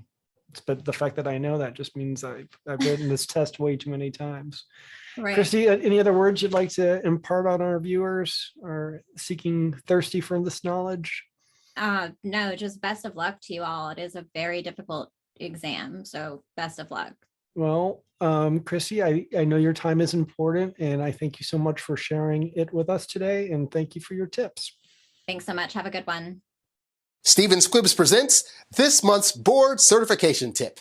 Ladies and gentlemen, today we have a very special guest for our board cert tip of the month, board certified attorney from Cocoa, Florida, Barbara Helm Peters. Barbara, are you with us today? Yes. Hi, how are you? Thanks for having me. Thank you for your time and sharing your wisdom with our viewers. And congratulations, you're one of the recent graduates of the board cert process. And you just accomplished something really meaningful. So great job. Thank you. So we have a bunch of subscribers who listen to us monthly and like to get tips on how to pass this epic test. A lot of people are scared of it. And one thing I've noticed, you've been licensed for 25 years and you took the test. A lot of people are scared to do that far into their career. What would you say to those people that have had their license for a while and want to be board certified, but just haven't done it? I would say it's definitely worth it. I basically reached a point in my career where I felt a little disillusioned and I needed I took it more as a personal challenge to do. I definitely feel like it provided me with additional information and made me an even better attorney. I feel a lot more I guess knowledgeable, even though with that experience of 25 years, it gives you a different perspective on family law. And the test is covered a lot of information. I see behind you some red books. Can you tell us kind of what resources you relied on in studying? I did rely on the red books. I read all of those. I went through and I got all of the case law from the previous year. I know I'm sure a lot of other people have said to do that as well, but I found that to be very helpful. And I read every single case that was published through the Florida Law Weekly compilation for the year prior. And how I did it, which I think was very helpful for me, and I don't know, I figured I'd throw this out, is I went through the head notes that they have at the beginning. And instead of just opening it up and reading it from the front to the back, I read it in groups according to the head notes. And that really made, I think it made it more clear in my head and easier to see the different trends and the different areas of law because you're just constantly reading the cases dealing with that one area. And so it was easy to really pick up on the different circuits and kind of what the trends were and reinforcing those specific, topics. And it's cool when you tap into those things that like patterns that are Right. showing themselves. Those are the things that are tested the most, don't you think? Yes. And again, like I said, reading it all, together really, I think brought that out and made it easier to identify. So they tell you the core areas, they tell you the Mhm. sub core areas, and I think it's safe to say everything they tell you is going to be tested. Would you agree with that? Yes. I mean, I found that there were focuses, it seemed like, on certain parts more than others, but I mean, it was a little bit of everything for sure. And you- yeah, Go ahead. It's hard because the family law is such a vast area of knowledge, and you are expected to know kind of those minute details regarding it. Even if you have a general, like I felt like I had a very vast, knowledge of family law, but this, I think it helps you get into the really specific minute details of it. Yeah, people ask me what's on the test, and when they do, I just basically say everything. Because I think one way or the other, through the essays, the short answers, the true false, they're going to find a way to test everything. Yes. Especially these big Supreme Court cases that come out. I am with the CN Supreme Court case. I'm in getting rid of the step up visitation.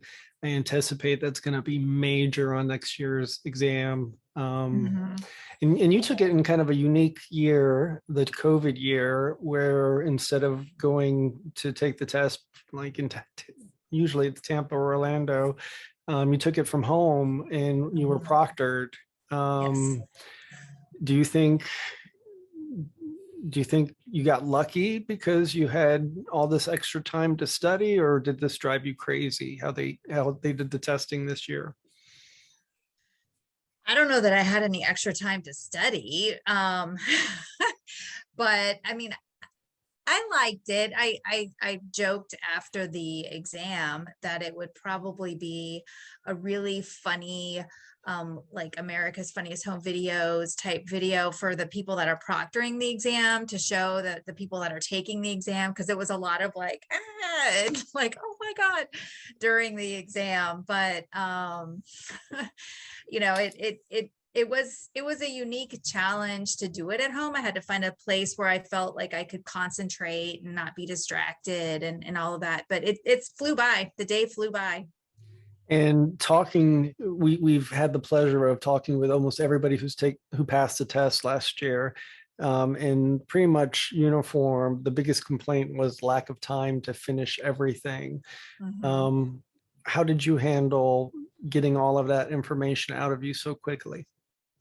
I tried to make sure that when I would read, especially with the essays, I think that's where you run out of a lot of the time, is just make sure that I put everything, I typed everything in as I would see the issues, and then try to go back and fill it out so that at least everything was in there. I think every section of the exam, I was either typing or mid-type or about to type when it cut off, because of the time. So you just want to make sure that you put it all on your answer sheet, or it's not the sheet, but the whatever it is, the answer. You type it in there. The thing you type on, the thing with keys on it. Yes, you get it all in there. Yeah, So back in the day, I took the test with Blue Books because I didn't want, back then the technology to lock up your computer was very new, and so I did it all handwritten. I definitely recommend the typing option. I think with handwriting these days, it would just you would definitely run out of time. Did you write your essays in a narrative form, or did you just like bullet out? Issue point. I would bullet point and then go back and fill them in as much as I could in narrative form. It was kind of a combination. So family law is so factor heavy in all its Mhm. different statutes. How did you memorize every factor? And if so, how did you go about doing something so epic like that? Yeah, I mean, I pretty much went back and I read all of the statutes. I did memorize, or I tried to memorize the factors of most of the statutes that I thought had factors that would come into play, if that makes sense. I tried to think, okay, equitable distribution, time sharing, relocation, military, kind of the ones that you think, all right, these are kind of factor intensive. And then I used, like with alimony, I used the die factor, student or what's it called? The abbreviations or Right. and then I tried to make up other ones for the other factors. Yeah, so I would make up little mnemonic devices for the other factors, And study group, or did you do all this on your own? all on my own. Did you keep track of how many hours you put into studying?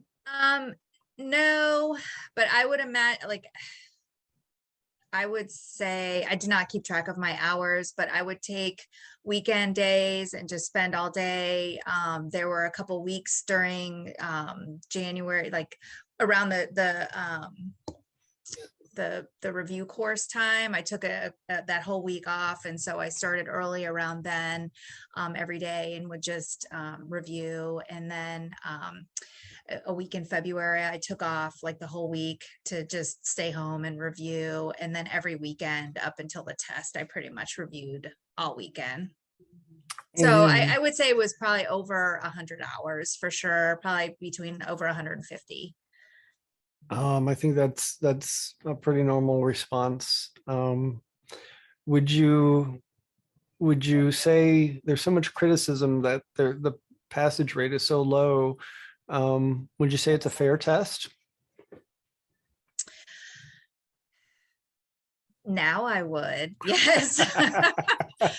I was a really, like, after the test, they give you the survey. And the one thing I remember about the survey is I thought it was nitpicky. I mean, that would be my one criticism, is that it seems it's pretty nitpicky when, some of the things that you're expected to know, which, as an attorney that's practiced for so long, I would know, okay, that's, in this rule, and I would just pick out the rule and make sure it's 10 days versus 20 days to respond, or, whatever the question was for the specific time period. So there were a few things that I thought were a little nitpicky, but then I thought about it on reflection. And I mean, you want to make sure that people know, people who are board certified have that knowledge, and our the Florida Bar is putting their stamp of approval on it, and so you want to make sure that they are qualified for that. So I get it, but it is pretty, the level of detail that you need to know is pretty minute.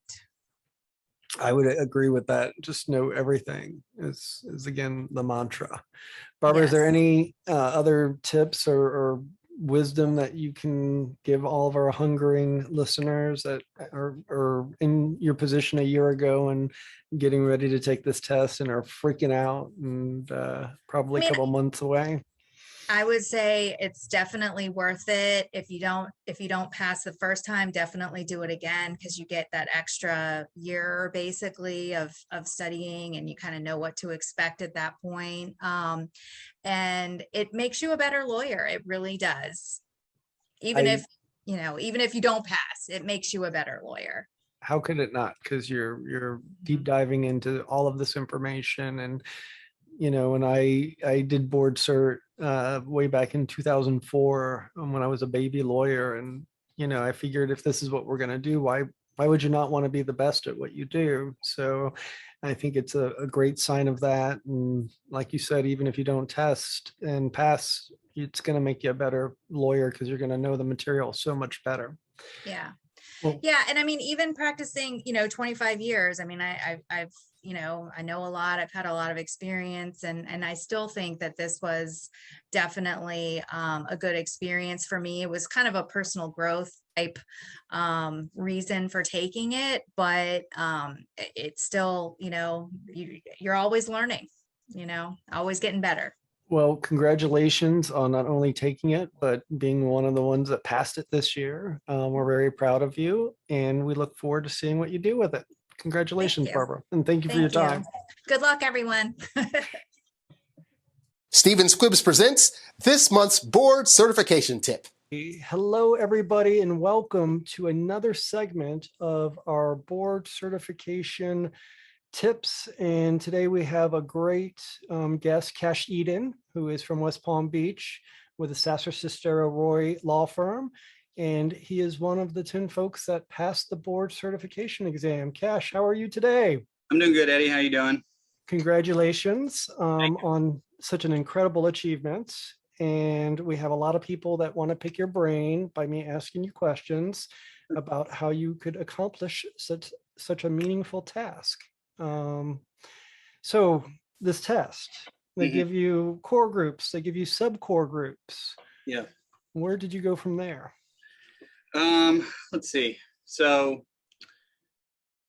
I think that in talking about the groups of or topics to study, so the way I really approached the test was to divide it out exactly that way, to really take those general concepts that we hear in like the PEACE acronym, parenting, equitable distribution, alimony, take those large topics and then really start breaking it down into more and more detailed and specific information. Because when you take the test, I really think that that's one way that you set yourself apart, especially on the essays, is to really get into those sub issues for those major topics and show that you know how to apply those sub issues in your essay writing. So that's how I kind of organized it in my mind. So let's start with the memorization, because there's a whole lot of stuff that you have to memorize. There's statutes, there's factors, there's important cases.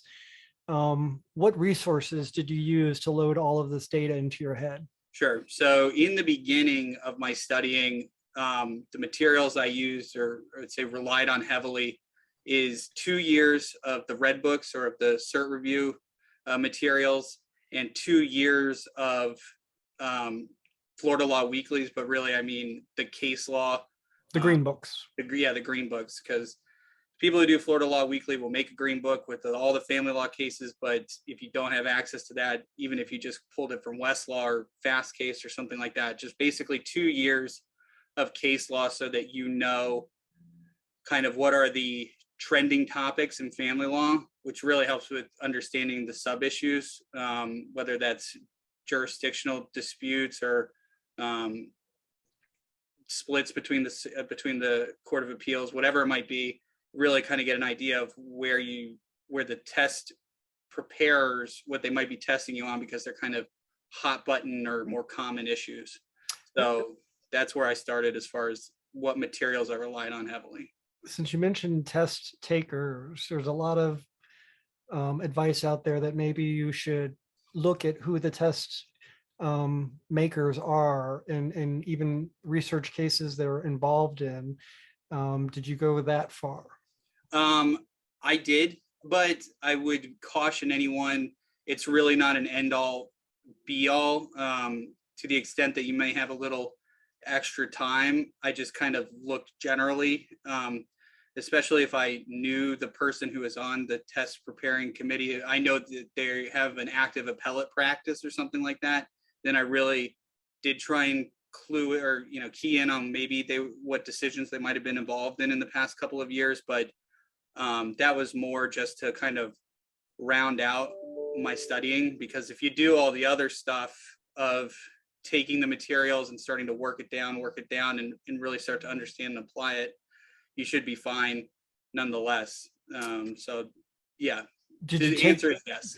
Did you like manipulate the data? Like some people, if they write out an outline or these anachronisms to remember all the factors, how did you get all the stuff in your head? Sure. So this is the best, or this is what I would call my major piece of advice for those taking the exam.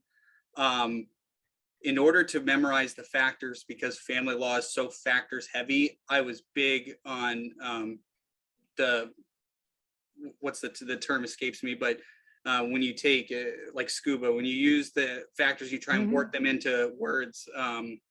Onomatopoeia or something. Yeah, the mnemonics, that's the word I'm looking for. So I was very big in mnemonics. Kerrigan is, I think, the master of mnemonics, and I Yeah. think she has a mnemonic for everything. I did have a mnemonic for everything I mean, granted, that wasn't the beginning of the studying, that was towards the end in the couple of weeks leading up to the test, to start taking everything that I learned and putting it into digestible, organizable kind of bites. But one of the popular ones with alimony is die factors. And, you know, that really spells out, it's not in the order that it's listed in the statute, but it spells out the kind of key phrases for each of everything. So I had it I was making my own up, trying to keep a general theme, like some were very computer based. Like one was dice, Mike, COD, PDF. I forget which one that was, but I mean, it was taking that information and trying to put it in my brain that way is really beneficial. And plus that way, when you're taking the exam, you can kind of write that down very quick in your notes and always kind of refer back to it throughout the exam. So it's a good way to organize it. And trying to work down the elements into organizable words. So like, don't say the duration, don't try and memorize it as like the duration of the marriage, try and just memorize it as duration, you know, to really simplify it like that, especially with relocation factors, because some of those factors are very long. So you've got to just try and take the key words or the key bites so that you can apply it in the exam. So memorization is not all you need to pass this test. Mm-mm. You have to show proficiency. You have to apply the law to the facts. And how did you take it from memorization to mastery? So this is how, and it's kind of a funny, it involves a bit of a funny story because the way I looked at it, since I was a 2-time test taker, I wanted to, you know, I spent a lot of my time the first time studying memorizing. And so I was like, how can I do things a little bit different to really try and get me over the edge the second time that I took it? And so one of the ways in which I did it, because I'm a big believer, not only studying, but studying creatively and effectively. So one of my creative ways of studying was actually teaching the materials. And the way I did that is a quick anecdote. My fiance and I, we were very big hockey fans. And so we would still go to the games. That's my thing. I'm not going to miss the games leading up to, I'll miss a lot of stuff, but I'm not going to miss the games in my studying. And so since we have an hour car ride down to Sunrise, Florida, and an hour car ride back home, I was teaching her material, and God bless her, because who would want to learn family law on an hour car ride down and back? But she worked through it with me, and I would teach her the stuff. I teach her, you know, what alimony, if I'm talking about alimony that day, I teach her about need and ability to pay and how that can be affected by these variables, how to get to net income. I mean, every type of topic. And it was, as I was teaching it, I really felt myself starting to understand the materials and starting to apply it. And then the best part of it is that if she was confused about something, or she's saying, you know, that doesn't make any sense, or what happens if this happens, it causes your brain to really start thinking creatively and trying to pivot, which is obviously great for the exam because you don't know what's on it. So it allows you that ability to think quickly and effectively when you're giving an answer to the person who's listening to you. So if you have family, friends, a spouse, anyone, then that's what I recommend highly doing. It sounds like you probably made your marriage stronger by teaching all this stuff. There is some truth in that, I'm sure. My first wife was a forensic accountant. I have stories about that. I kid. Study groups or solo? I think that's a very personal choice. I did do some group studying, but not in large groups. You know, I had some friends who were colleagues, you know, who were taking the exam. And so they would call me up routinely and ask advice or questions or things like that. Sometimes I would, and I'd reach out to them. And so I'm a big fan of reaching out to people and having people pick your brain so that you know that you're thinking, and again, kind of teaching the materials. I think some people might get nervous in their studying of, about asking other people because they're worried that they might be letting someone know that they don't know the material as well as they had hoped or something like that. But I'm a big believer in reaching out. You don't want to get stuck in your ways when you don't know the right answer. But so it's a personal thing. If you work well in groups, then by all means. But I did a vast majority of my studying solo, no doubt. And how many hours would you say you put in? If you, could you even quantify that? Yeah, I think I can. I mean, I was a lot more diligent about keeping track of the amount of hours the first time I was studying for the exam. I really do feel that I probably hit at least 150 hours. I started around Thanksgiving break and a little after that, and then did a lot of studying in December and January, but a lot in December. So, I mean, I probably hit 150. I think I hit less hours the second time. Just everything was kind of crazy with COVID and that kind of stuff. And so I probably didn't do as many hours, but I do think that I studied more effectively and more creatively. And granted, some of it does stick when you study for the first time. So, the first time you're studying for it, it's a blank slate, but the second time it's not a blank slate. You're going to retain some of it at least. And the reality is, because of the pass rate, chances are you're not going to pass the first time. Right. Did you take a look at your answers or look at the test after your first test? Oh yeah, and took a lot of notes. I highly recommend that. I know of people who have failed and got frustrated or was like, well, I'm not doing that again. So they didn't, but you'd be surprised at how I think it's a good thing to know in general, because especially if you're pretty hell-bent on taking it the second time, which I was. So you definitely need to do that if you're going to take it a second time, but you should do it just in general, because you should know how close you were, how far you were, because, it might surprise you.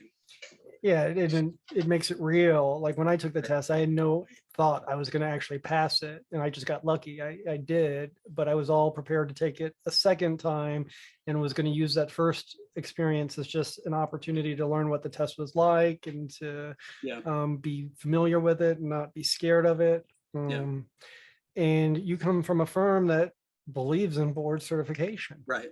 Yeah, there are 4 board certified attorneys at the firm. So, I mean, I knew if I didn't pass the first time, I would take it the second time. That's why I took really diligent notes and was all about that, because I knew. Now that you've passed, are you interested in serving on the board cert committee and writing the test?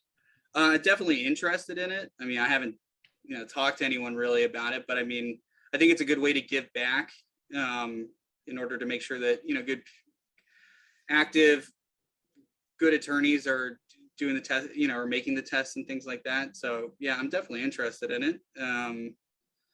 But I know it's a lot of work.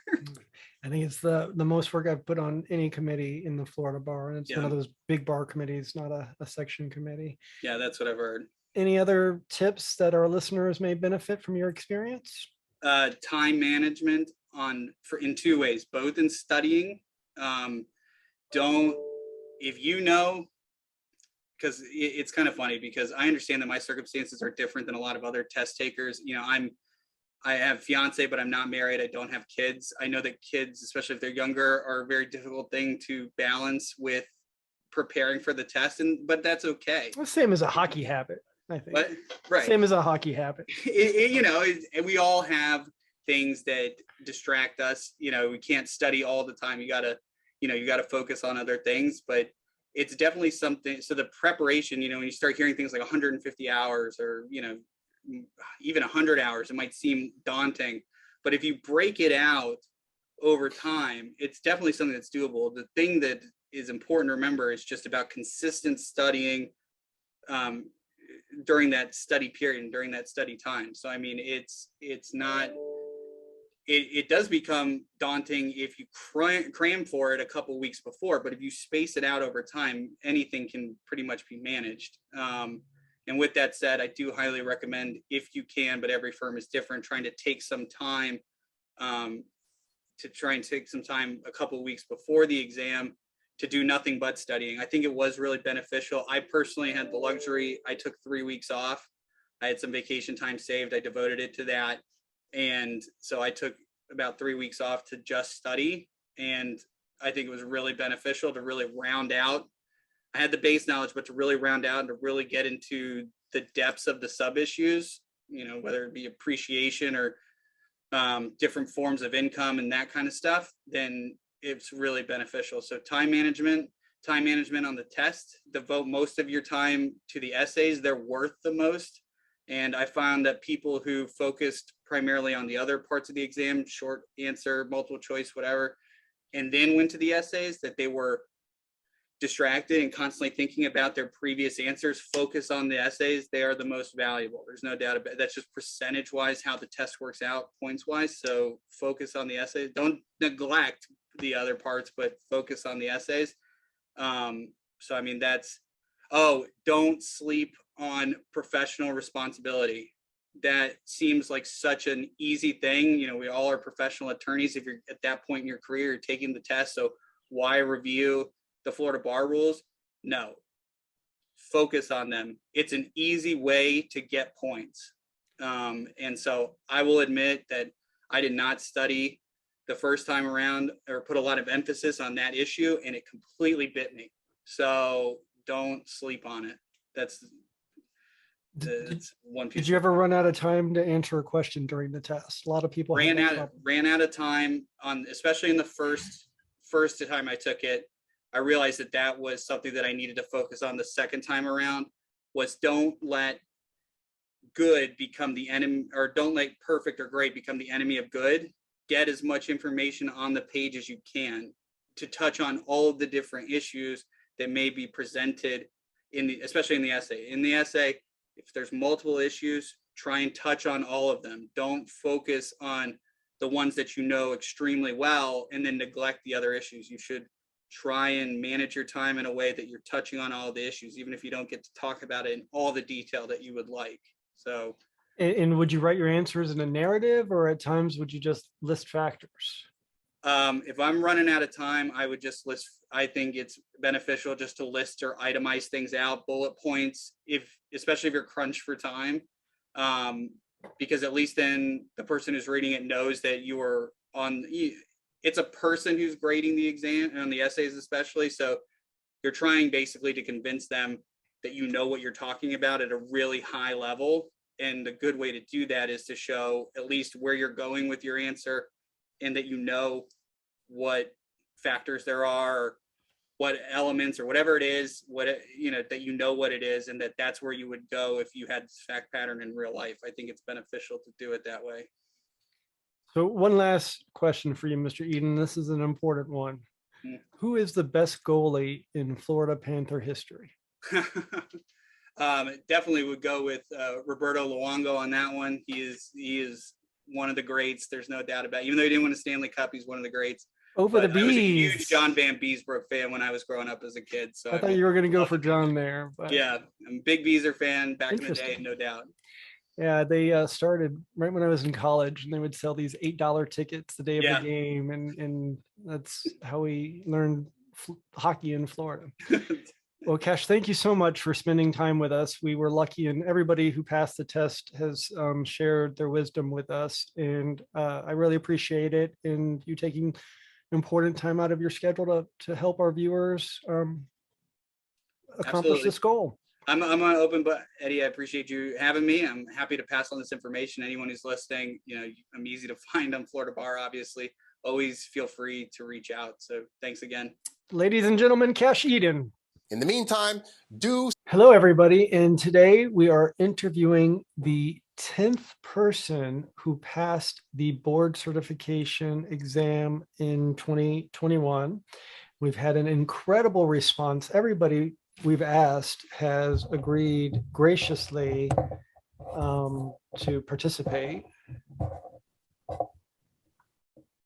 And today we're lucky to have Catherine Katie Johnson, who hails from Jacksonville, Florida. She is with the Zisser Law Firm, and the founding member, Elliot Zisser, is instrumental in board certification. I think he might be responsible for the first test we had. Katie, welcome to our little CLE show, and thank you so much for joining us today. Well, thank you for having me. So my first question is, why the heck did you leave South Florida for Jacksonville? That's a really great question. I went to Florida State University for undergraduate. And when I made the decision that I wanted to go to law school, I decided that it probably wouldn't be productive for my studies for me to remain in Tallahassee. And I wasn't really quite ready to move back home and be too close to my family, which is a joke. I wish I was. So somehow I landed in Jacksonville, and I have called it home ever since. I left, I grew up in Miami, left for law school, ended up in West Palm. So I guess similar kind of path. And you graduated in 2012, right? That's And right. you became a lawyer. And now in 2021, you are a board certified marital family attorney, which puts you in the top 3% of all family attorneys. So congratulations. It's obvious you approach this with zeal of getting it done. And when you hit that level at your age, it's just an amazing accomplishment. So congratulations on this incredible achievement. And I hope the rewards are already being showered down on you, because once you're board certified, there's all kinds of rewards that happen to you, especially your reputation. So we wanted to ask you about the test, because the viewers here, most of them are interested or are taking the test this year. And there's a lot of criticism that it's a hard test. I used to write it. I used to be on the board cert committee. I think it is a very challenging test, but I think it's typically fair. First off, did you think it was a fair experience and tested everything you needed to know to hold yourself as an expert in this field? I do think it was a fair test. This is actually my second time taking the test, which meant that I was unsuccessful the first time I took the test. So I think if you would have asked me what I thought about the first test, I might not have said that I thought it was that fair. But in actuality, I probably wasn't as prepared as I needed to be. So after putting in the time and certainly having the benefit of going through the process for a second time and somewhat anticipating what to expect and having the study hours behind me from the first time around, I was obviously in a much better position and felt much more prepared. And since I passed, I can say that I thought it was a fair exam.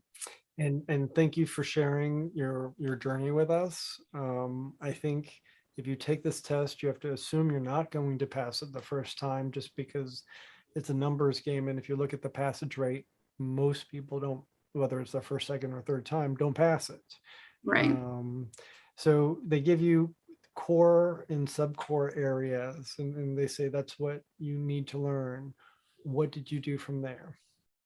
So I had the benefit of having a lot of great mentors throughout the process, which is, you haven't asked me yet what I would recommend, but I'm sure you will. And that would be one thing that I would certainly recommend, is anyone interested in going through the process to reach out and try to buddy up with someone who has gone through the experience, and even better if it is in the recent years, because I'm sure the test may have evolved, or procedures and preparations might have come, people might have different approaches and strategies than they did back then.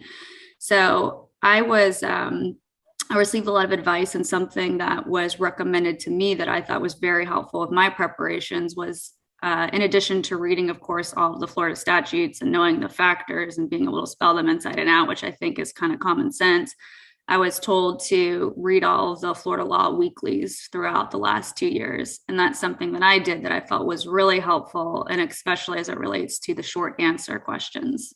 So you got the green books, or the there's a way to get them in January, the paperback, if you're really trying. Exactly. Yeah, I think that shows you patterns, and there are definite patterns in the law. I read every family law appellate case that comes out, and I do that not, to create content. I do that so I can learn the law, and just watching these cases come out again and again, and you see the obvious patterns. I think Agreed. it gives you some inside knowledge of the obvious things that are going to show up on the exam. So pay attention to those patterns. The first time you take it, can you like share the differences between the first time and what made you successful the second time? I think one thing that made me more successful the second time around is I had the motivation that I had already put in the time the first time around. And obviously I was unsuccessful. And although I thought I was making my study preparations a priority, I found that I didn't. And for example, some advice that someone gave me was, the week before the exam, or at least 2 weeks, block out anything and don't schedule hearings, don't handle your cases, if you have that ability to do so. And I was really good about being routine up until that time. For whatever reason, as family law seems to just happen, you can't control case emergencies. And I ended up getting really just sidetracked and bombarded. And the 2 weeks prior to the exam, when I should have just been finalizing my preparations, I got distracted, I guess is the best way to say it. So second time around, I was not going to make that mistake again twice. And I said, if I'm taking the time out, taking the time away from my family and my kids, then I'm taking this exam and I'm going to pass it and I'm going to make it a priority and I'm going to get it done. And that's what I did. By any chance, did you keep track of how many hours you put into preparing for this test? So this is something that is unique in that this time around, I was actually preparing for the exam while I was on quote unquote maternity leave. I had a baby just at the end of December.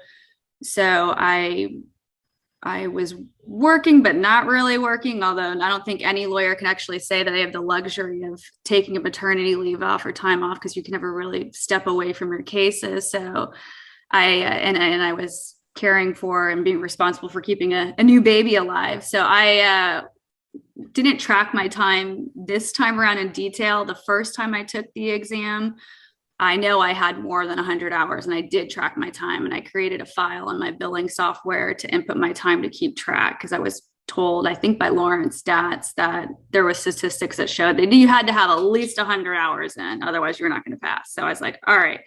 And without a doubt met the 100-hour requirement. And this time around, I didn't keep track of the time, but that's all I did around the clock and probably 3-hour intervals with taking care of my child. And obviously it paid off. So congratulations. Did you get an email or a letter or a phone call telling you passed? I believe I received an email telling me that I had passed. That must have been a pretty good moment.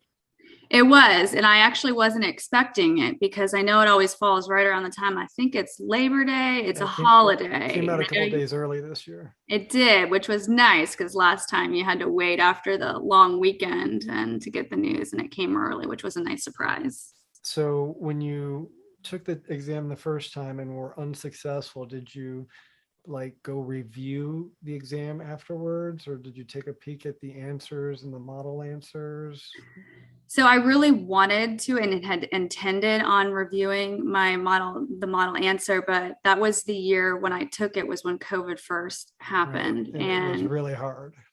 And there was a little confusion as to whether we were going to be able to do it virtual, whether we had to go in person, and it ultimately ended up where I wasn't able to drive to Tallahassee to review the exam during my pregnancy. So I didn't, but that was something that I really wanted to do. And there's been advice and what a lot of people recommended that I do after I didn't pass the first time. And I think last year, 2 people challenged their grades and actually were successful in passing when they were told they were failed. So it's definitely, I really suggest it if you can do it. And I know COVID times makes everything a little more hectic. I know the test during COVID times, you were monitored. You didn't go to a central place, you did it remotely. That was stressful, yes. Someone was staring at you through your computer as you took this test. I don't know what's going to happen in the future, but was there a preference did you prefer going and traveling live or just doing it from home, being monitored? I think that they both have pros and cons. I think it was really stressful, just the uncertainty of the technology, whether my exam would upload. My dog started barking in the middle of the exam several times. She hardly ever barks, and she's actually laying at my feet right now, and hopefully she doesn't start barking at the mailman. But I remember in the middle of my exam, something happened and she was going nuts. And so they have strict rules where you can't get out of your chair. So I was scared to get up to like let her out of my room, but I'm yelling at the dog and I didn't know if I was going to get flagged. So I just didn't know how that worked. And that was really scary and probably kind of humorous if someone really was watching me through the eye of my computer. And you have a French bulldog, right? I do. What is your puppy's name? Her name's Josie. So Josie helped you study and She did. she monitored your exam. Yes, but I will say also that it ended up being able to take it from home was, with my personal circumstances, much better because I did just have a newborn baby, and it would have been stressful for me to have to travel out of town, being I'm in Jacksonville, get a hotel. I don't know if I would have done it. And I think that might have been the reason why I actually decided to pull the trigger and take the exam, because I thought it was likely it would be held virtual. Otherwise, I was studying, but I wasn't really fully committed until I thought that was going to be the process. And speaking with all the people that have passed the test, and you being the last one that we had the chance to chat with, the biggest concern was lack of time to complete the test. What did you think about that? I agree wholeheartedly with that concern and gripe, I guess is the best way to say it. One thing that I feel the board certification is looking for is a lawyer's ability to develop their arguments and analysis and the level of analysis and arguments that can be made.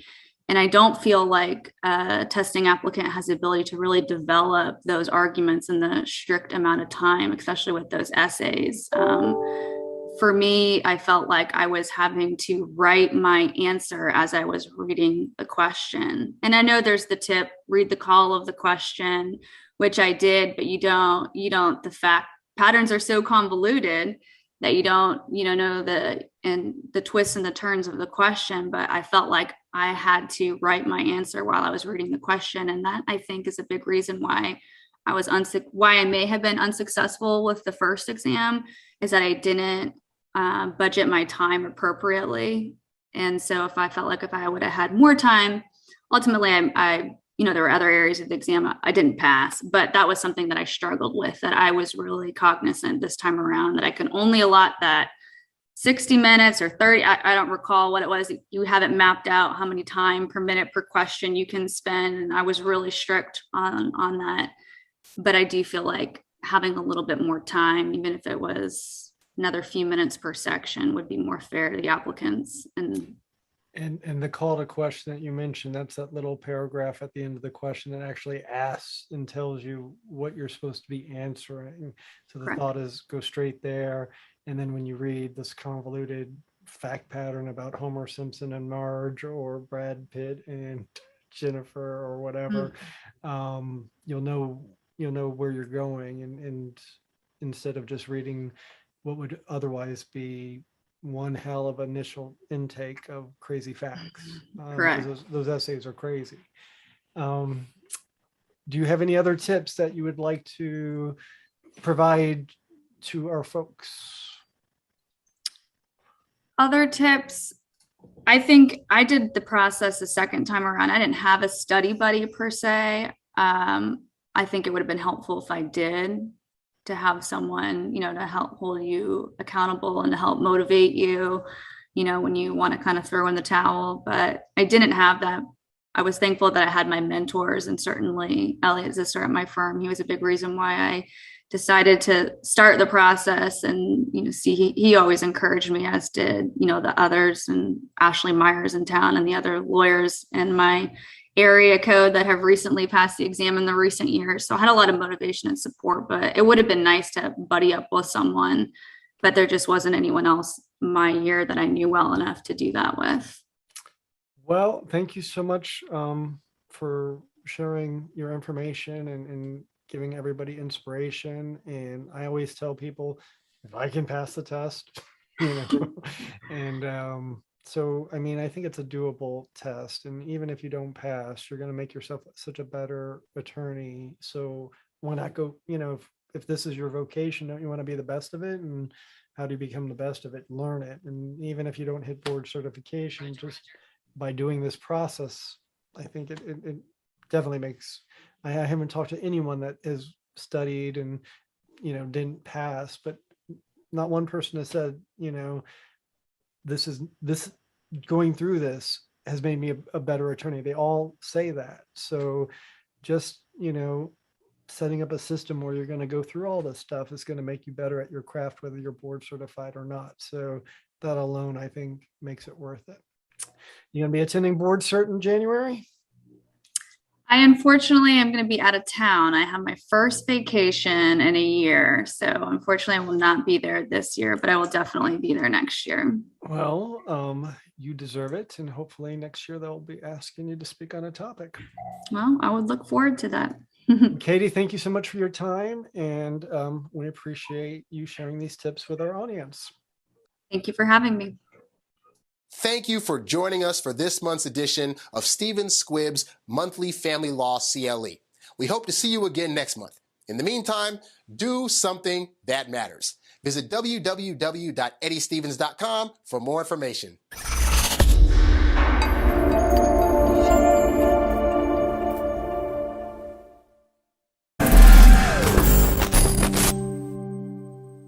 Hello, my name is Eddie Stevens. I am the Director for Legal Education at the Center for Child Counseling and a board-certified marital and family attorney in Florida since 2004.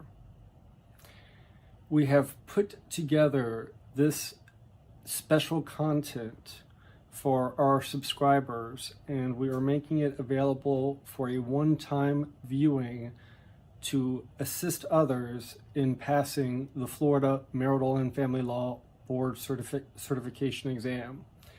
Last year, only 4 people who took the exam passed. Now, we have a great certification program, great speakers, great materials, over 1,500 people attend, and yet only 4 people passed. We kind of saw a need that needed to be addressed, so we could provide information that's more than just substantive, but could actually help people in increasing that passage rate. We would like to see a whole lot more than 4 people a year pass this test. I took the test in 2004, and my path was very interesting. I did not study 150 hours for it. In fact, when I took the test, I didn't even think I was going to pass it due to my lack of preparation. I had been an attorney for 5 years, and I had just quit my associate attorney job and started my own firm.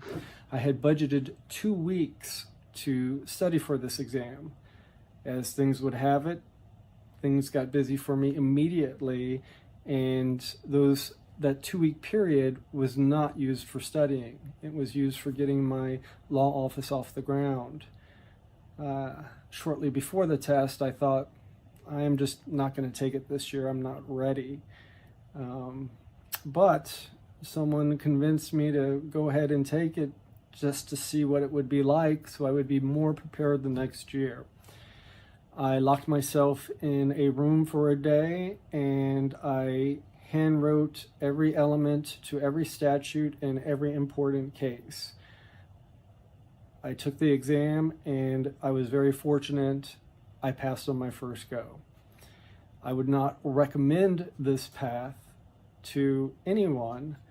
It's more of an illustration that you don't have to lock yourself in a cabin for 200 hours and study for this test. You might. Everybody is different, and everybody approaches the learning process a different way. For example, I know my learning process is I have to write something down. And if I write something down, it typically sticks in my head for a pretty long time. That is why, since I have passed board certification in 2004, I have taken the time to summarize every single family law case in Florida every month for the past 16 years. And by doing this, it helps me memorize and stay on top of the law. And these are my handwritten notes of every single case in Florida. And through that process, I have really been able to understand and develop a mastery of the substantive law. The core and sub-core areas are identified, and the scope of knowledge, family law is not the most difficult subject. You do have to know everything. You do have to know how to apply everything. But how you get there is really, everybody has a different path. It will make you a better attorney just studying for it. Because to pass this test, you really do have to know everything about the substantive law. And it's not just a recitation of the law, you have to show the application. So after I passed in 2004, the Florida Bar President at the time, John White, reached out to me and asked me to serve on the board cert committee. So I had the experience of, for the next 6 years, writing and grading the exam. And I was also the chair of the board cert committee for a year. I thought it would be valuable to hear from many other chairs of the board cert committee, chairs of BSLE. We also have content from 3 of the 4 individuals who passed the 2020 exam. So we have, through our monthly CLE series, when we have guests on, I like to ask them about board certification. We have curated all of that material, and we have a program that is over an hour long. If you like what you see, this is all part of our family law CLE that we produce every month. While this content we're making free, if you like it, I suggest subscribing to our monthly family law CLE series. How you ultimately approach this test is up to you. There's a lot of advice givers. I would, just like anything, figure out what works for you and kind of discard the rest. Hopefully, through this program, you will find some real tips that will assist you in passing this exam. For those of you taking it in 2021, I wish you the best of luck, and I hope you enjoy this curated experience that we put together for you. Good luck. Fogel. And I'm Scott Rubin. And we are with the law firm of Fogel and Rubin. We have been board certified for a number of decades. We have both been chair of the Family Law Certification Committee. And we have both been chairs of the Board of Legal Specialization and Education, the Oversight Board for Board Certification. We've been asked today to present to you some suggestions that may assist you in preparing for the certification exam. I would like to start with recommending to each of you that you study in depth all rules of procedure, whether they be family, civil, or any other rules that may be applicable to marital and family law. That you equally spend time on all of the statutes that will apply in family law cases, not necessarily limited to Chapter 61, but other areas that are statutorily utilized in marital and family law cases. As important as the rules and the statutes are, and they're the bedrock of what you need to know, application of the rules and statutes happens in the case law. And there are not all that many family law cases that get reported. You should be able to look at every one of them, at least for the past couple of years, but pay close attention to all of the family law decisions that have been reported where a member of the Marital and Family Law Certification Committee is involved. They're the ones who write the questions. We don't have professional test writers. Similarly, because an exam bank is used, which means that questions from prior years can be repeated, you should be looking for major cases involving prior committee members as well. Those fact patterns will often appear on the exam. When I prepared for the certification exam, and when I have counseled others to prepare for the certification exam, it has been my recommendation that you consider your preparation as you would consider a consult with a new client.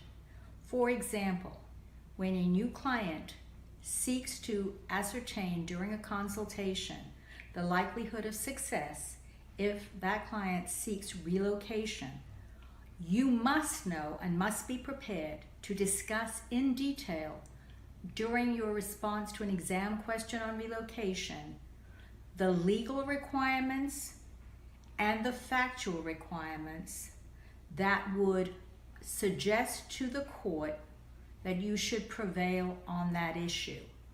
If you cannot answer the question or give an opinion as to the likelihood of success of a client during a consultation, then you will have great difficulty answering that issue on an exam question. You're very much gearing your answers, as Scott will explain more so, to who it is the exam is asking you to step into the shoes of. After the fact pattern, each of the essay questions of the exam will, in essence, assign a role to you. In what's known as the call of the question, you will be asked to be the judge, perhaps the judge's law clerk, perhaps the appellate court, perhaps the attorney for one party or another, and then asked to analyze the facts that you're given pursuant to the statutes and rules that apply. And so it's very critical that you read that and answer from that point of view. If, for example, you are asked to be the judge and to not just analyze the different positions, but to reach a conclusion as to what the result should be, and you instead analyze it from one party's point of view and just advocate for that one party, you're not going to do well on the exam.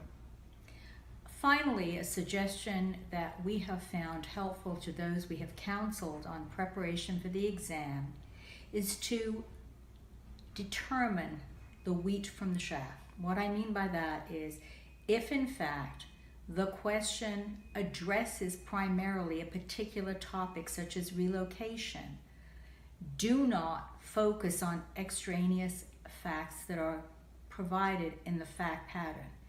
That is, for want of a better term, a red herring. That is what the committee does in drafting its questions to determine whether or not you in fact are capable and competent to recognize the issue and the facts that pertain to that particular issue. And Scott will give you further examples of that. Now, Terry told you that one of the examples she gave was a question about relocation of a minor child. That fact pattern could well have contained information concerning the premarital asset of one of the parties. The premarital asset of that party and whether the other party has any claim to that asset might end up being an issue in the party's dissolution of marriage case.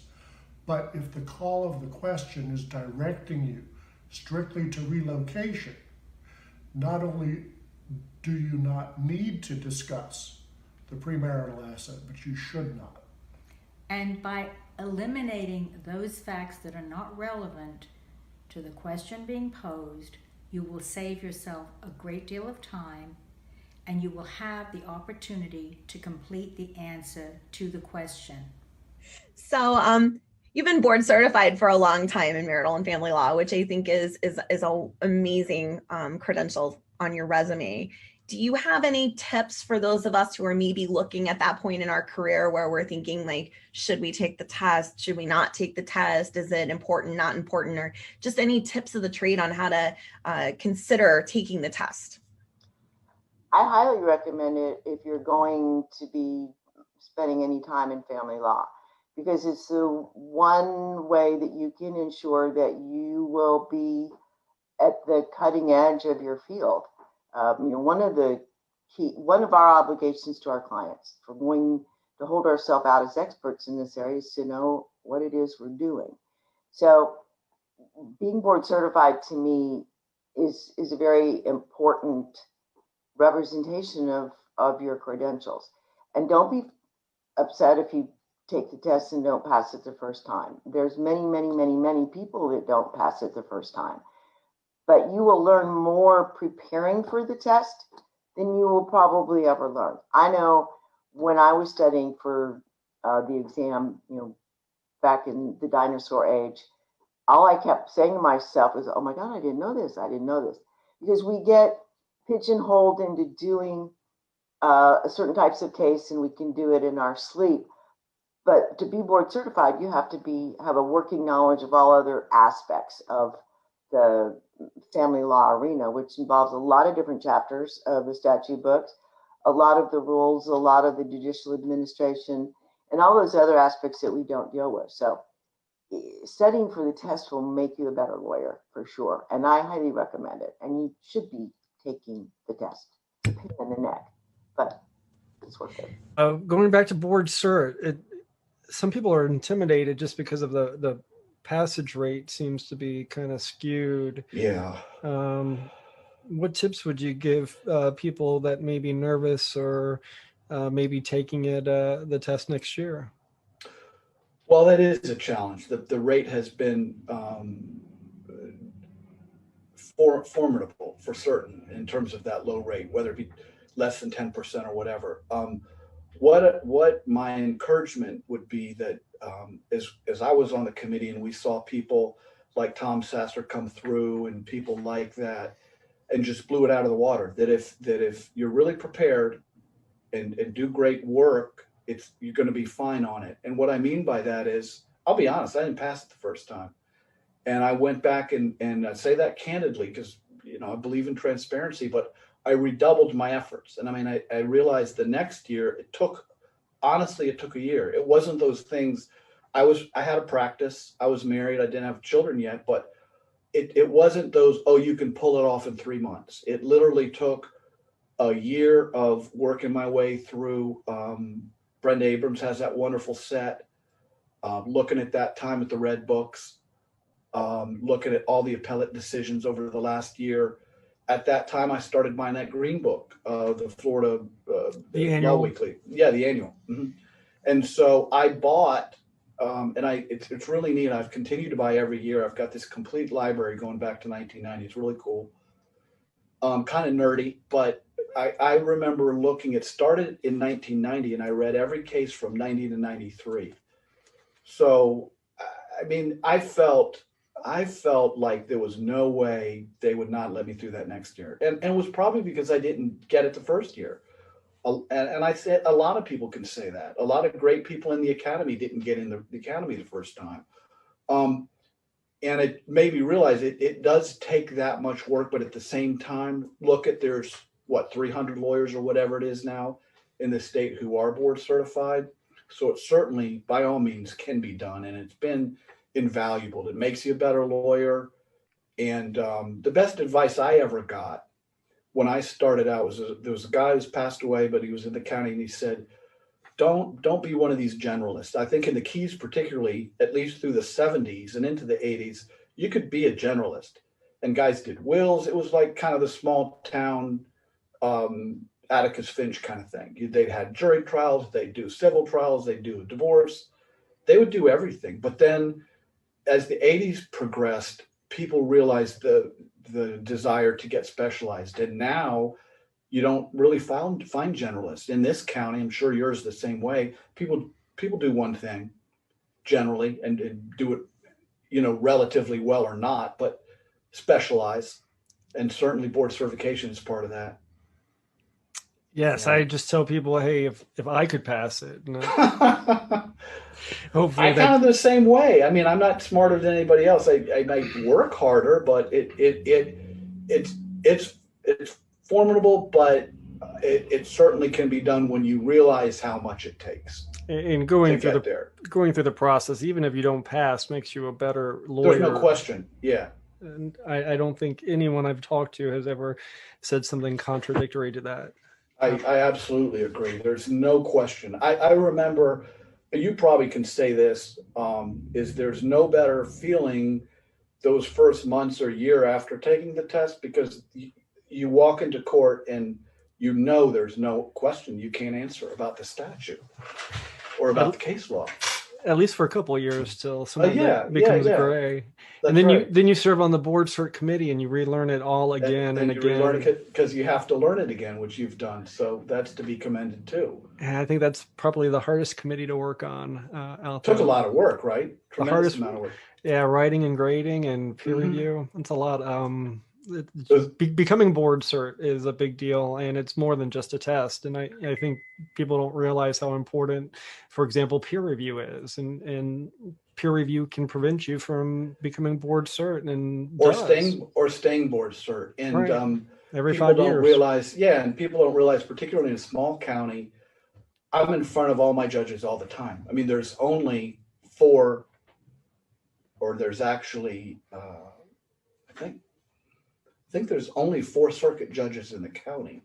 Wow. So I know all of them very well in terms of I've been in front of them from decades, or as long as they've been on the bench. And so to your point, peer review in terms of judicial review is a huge deal. And you are a big fan of board certification. Can you tell us when you became board certified in marital family law and kind of how that has impacted your career? Yeah, I became board certified, I think it was in 1988, you were 17 years old. And I became board certified. And that year when I took the exam, I think there were maybe 8 or 10 of us all together. And it was incredibly competitive. And I studied really, really hard for it. At that point, I felt really good because it's a validation. To me, with my background, I had to work very, very hard for everything that I ever accomplished. So when I got the certification, I was really, that's one of the high points of my career back then, because there were not a lot of certified lawyers. So, and a lot of lawyers initially were grandfathered in. I wasn't one of those lawyers that got grandfathered in who didn't have to take the certification. So that was it. And that was the step that I needed to then get into the Academy of Matrimonial Lawyers, which happened the following year. So that was a very important time in my life. And would you give, like, if you were mentoring, what tips would you give someone about board certification, or how would you tell them to approach that test? Okay, well, first of all, even lawyers who are not, there are a lot of lawyers who are not board certified, and there are a lot of lawyers who are not in the academy who are still some of the best lawyers around. So it's not that you need to be certified to really be a great or a good lawyer, because there are a lot of lawyers who are really, really good who just don't have that, and they're doing just fine. I think that if you want to be certified, you need to be really mindful of the law, the trends of the law. You need to have a book, or you have to have all the updated cases, because certification is very big on the updated cases. And Eddie, I know you do that. You've been compiling that for years. So I think you have to read every Florida Law Weekly, make note of the cases. You don't have to memorize the names of the cases, but look at the trends. And nowadays, you know, the trends are most telling, more so than in the past. In the past, when I first started, the opinions, there were very few reversals. There were not a lot of opinions. And basically, when a trial judge ruled, they were not caught up in technicalities like they are today with reversals. So, like, for instance, if you don't lay out all the elements of why you're awarding permanent alimony, it's going to be reversed on appeal. In the old days, you were awarded permanent alimony because there was a disparity in earnings, it was a long-term average, and that was the end of it, and it was affirmed. So I think just had to cite Canacaris, right? right.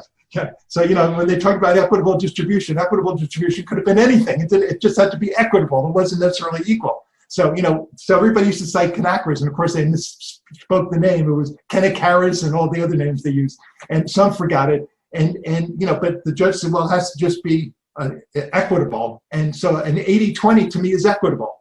Now you can't do that. So I think if you want to be certified, you need to make up your mind a couple of years in advance that you really need to focus on getting there and not worry if you don't pass the exam.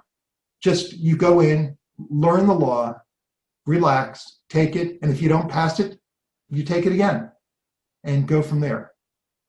In fact, that's one of the only things that I have hanging on my wall from my career is my first certification. It's kind of yellowed by now. It's very yellow.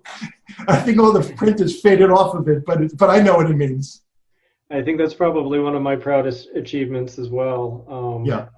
Today we have a special guest, one of the 4 folks who passed the board certification test this year for marital and family law, attorney from Boca Raton, Peter Tromador. Peter, are you with us? I'm here, Eddie. How are you? I'm doing great. Peter, first, congratulations on your board certification. Well, thank you. Only 4 people passed the test this year, so you are certainly in the minority. And I wanted to use this opportunity to kind of ask you a couple of questions about the test, what you thought about it, and any tips you may have for future test takers. Sure. Well, Eddie, the test was difficult this year. There's no question about it. And the tips are to start preparing early. I think the conventional wisdom is to begin preparing sometime in December, early December, which is what I did.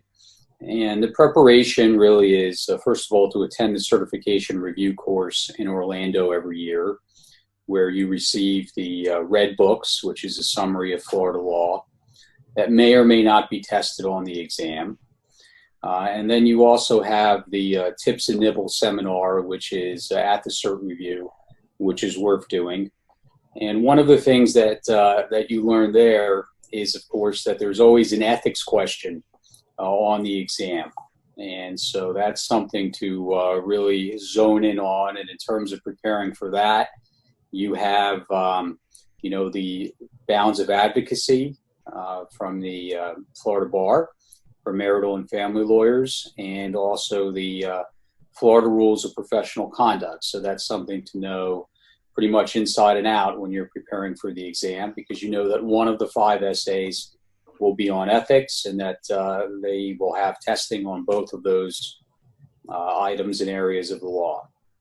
So that's one significant tip right off the bat. Now, the test is a number of essay questions, true and false, multiple choice. And as a past chair of the board that created the test, I have a lot of experience in writing those questions and grading them.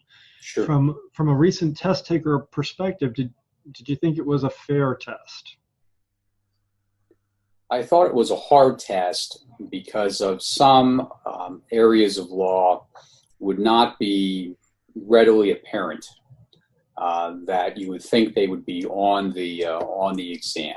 And so really, when you're preparing, it's important not only to have the green book, which are the cases from the last year, to order from Florida Law Weekly, approximately $100 or so. You want to order this and have an advanced copy in paperback as well, but also to go under and study some of the more esoteric areas of marital and family law. And it's also good to take a look and review the Florida Bar book on Florida dissolution of marriage. And so that is a significant tip. Those topics that are covered in this book are not necessarily in the red books that you will be getting at cert review. And so you really do need to take an additional step and go a little further above and beyond what's provided at cert review for the potential test takers. So the board cert committee communicates to the test takers all the core subjects and the sub-core subjects. Do you think that the test stuck to those areas of law? For the most part, I do think that the test stuck to those areas of law. And again, including some of the more esoteric areas of marital and family law that might not be in the day-to-day practice of a family law practitioner, and that you wouldn't know necessarily without really studying and preparing for the test. And so not only the core, but the sub-core areas are important to incorporate into your study regime. Would you mind kind of telling us about your study regime and how you went about this task of getting ready for this? Sure. And so it's a couple hours during the day or in the evening that you have to carve out in order to properly prepare, and really weekends, full weekends leading up to the exam. And so it's a substantial number of hours that you have to put in order to properly prepare for the exam. And a lot of people don't use case names in the exam because I don't think it helps you if you do, and if you get it wrong, it penalizes you. But do you think you need to know every element of every law that affects those core and subcore groups? No, you certainly don't need to know every element of every case and the case names. However, as you know, there's a very heavy emphasis on the more recently decided cases, perhaps in the last year or 2 years, which are incorporated through all areas. And again, this is really the book that you need to look at and review in order to understand and prepare for this test on the more recent and notable cases which have been decided in marital and family law over the last couple of years. What about those cases that are different among districts? Like, for example, in the 4th DCA, we look at actual ability when it comes to attorney's fees, when some other DCAs look at relative ability. Are those important to know? Yeah, it's important to be able to distinguish those if there are splits in the various districts on important areas like 6116 fees or anything of that nature. And I have heard from a lot of people, especially people who were not as fortunate in past, but just the fact of taking the test and studying it made them better lawyers. What's your thought on that? Yeah, Eddie, I mean, it certainly can't hurt to study and learn more law, even if you don't pass the exam on the first try around. I mean, there's a certain degree of luck when you're taking this as well. And so it's a worthwhile experience to prepare for the test, although very time consuming and not without sacrifices.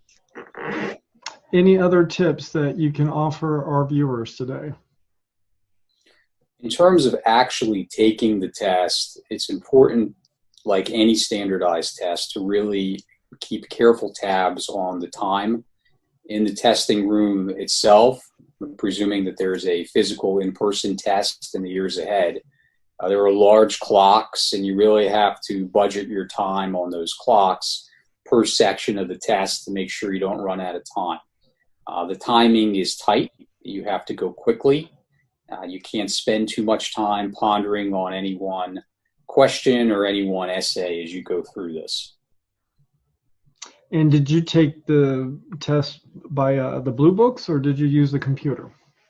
So I used the computer. I would say that 99% of all the test takers, at least during last year's administration of the exam, used their computer. If you have even minimal typing skills, I think it's very important to use the computer as opposed to the Blue Book.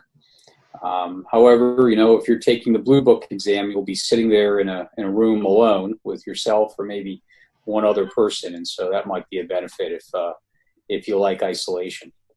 When I took it 16 years ago, it was the opposite, because everybody was scared their computers would get locked out, and it was new at the time, and most of us did the longhand Blue Books. So it's amazing how technology changes that. For every statute and rule that we have in Chapter 61 and the other ones that impact us, do you think you need to know those rules by heart? You need to be very familiar with them, particularly the Florida Family Law Rules of Procedure, before you're taking the test. There are, of course, many rules which correlate to the statutes itself. And so understanding how they interact, I think, is very important, particularly on the essay questions. And you have just started your new practice. Congratulations. And becoming board cert is certainly a boost to that. Do you think having that logo and those credentials have given you a boost to the launch of your firm? Sure, it certainly helps. It can't hurt. Fundamentally, it's a marketing tool to a large extent, and we'll see what happens. But it's nice to have it. Now, would you recommend this daunting task to other family law attorneys? Yes, I think it's worthwhile. It's worthwhile to, at a minimum, gain additional knowledge through the study process and through hearing the speakers at board cert. And if you've got a chance to pass it, you try to pass it and you see what happens. And even if you don't pass it, I think there's some benefits going through the process because, again, it forces you to learn things that you might not otherwise know. It also forces you to have the initial qualifications, which are trying cases, submitting the applications to your peers and to judges. And all of that, I think, has some benefit as well, aside and apart from studying and actually taking the exam. Did you get your app in far enough in that you were already approved to take the test, or when you take the test, did you not know if you had been past clearance? I had it in early, and that's another piece of advice, which is to get the application in as soon as you can, to also follow up with the judicial references that you're sending your review to, including calling the judicial assistants from time to time to confirm that the request for the referral has actually been received and is being processed. Probably wouldn't be a great idea to have no responses back from certain references that you're submitting to the committee. Well, if the committee doesn't hear from your references, they have ways to deal with that. And for example, they look at all your trials you've listed and they could send peer review requests to judges that you didn't put as a reference. I don't think a lot of people realize that. Yep, absolutely. Well, Peter, thank you so much for your time today, and congratulations on this pillar of your career. It is really an impressive feat, and we're all very proud of you. And thank you for assisting others who may be taking the test in the future. Thank you, Eddie. Much appreciated. Take care. And today we have one of the four who passed the 2020 board cert exam, Andrew Lieberman. Andrew, are you here? I'm here. Andrew, thank you for joining us today, and congratulations on passing this year. Thank you. Andrew, you have been an attorney since 2007. What made you decide to sit for the Family Law Board Cert test? So ever since I started my own firm and started focusing on family law, I think it was about 2012, and I knew there was a certification. I knew that's what I wanted to do. I wanted to be board certified and specialize in Maryland family law. And when you decided to take the test and take the plunge, what did you do to start to get ready for that? So the first time I applied was back in 2018 for the 19 test, but then my wife was pregnant and we had the baby on the day of certification review. So I made the decision to push the test to the next year, 2020. So it gave me a little bit of an advantage that I knew I was going to be admitted, or I was going to be approved. And so the tip I would say is start early, give yourself a really long runway, because I hadn't taken a test since 2007, and here I am in 2019, 2020 preparing for a test. So I started in September, and just looking at the materials, looking at what was there, and figuring out how am I going to understand all the material in a way that it could be remembered. That took itself a long time. And so I want to make sure if I start in September, I had time for a wasted day, or it wasn't a big deal if I thought I didn't make progress that day, because I always had all these months ahead of time. And so I think that was very helpful to me. It also, I spread out the studying too. I was studying 1 day a week. So on the weekend from 9 to 5, I would go in and study. How many hours do you think you put in studying for this test? Over 200. I wish that I billed it like I just so I knew exactly. But keeping track of time, I think, would help too, because people told me you should study 125 hours. And I guess when I knew I was studying, when I got close to 100 or 125, I kind of felt that gave me an advantage. Like, at least I put the work in, or I knew I was around in the ballpark. So after studying for 2 years for this test, going into it, did you feel comfortable that you were going to pass? 2 years. It wasn't 2 years. I put it off, so I knew I was going to get approved. So before I started, and when you say approved, that means approved for clearance to sit for the test. Yes. And you pass peer review and they check all your credentials. It doesn't mean you're board certified. It just means, if you pass the test, you'll become board certified. Right. So I knew I still had to fill out the short form, but nothing changed. So I knew I'd be approved. So I think that was a little bit of an advantage, because people don't get approved to take the test until usually early January. So if you start in early January, I think you're at a disadvantage. Or some people don't even know they've passed clearance when they take the test, and they take the test conditionally, which would terrify me. Right. Put all that studying in, that wouldn't be fun. So I really studied from September of 2019 through March of 2020.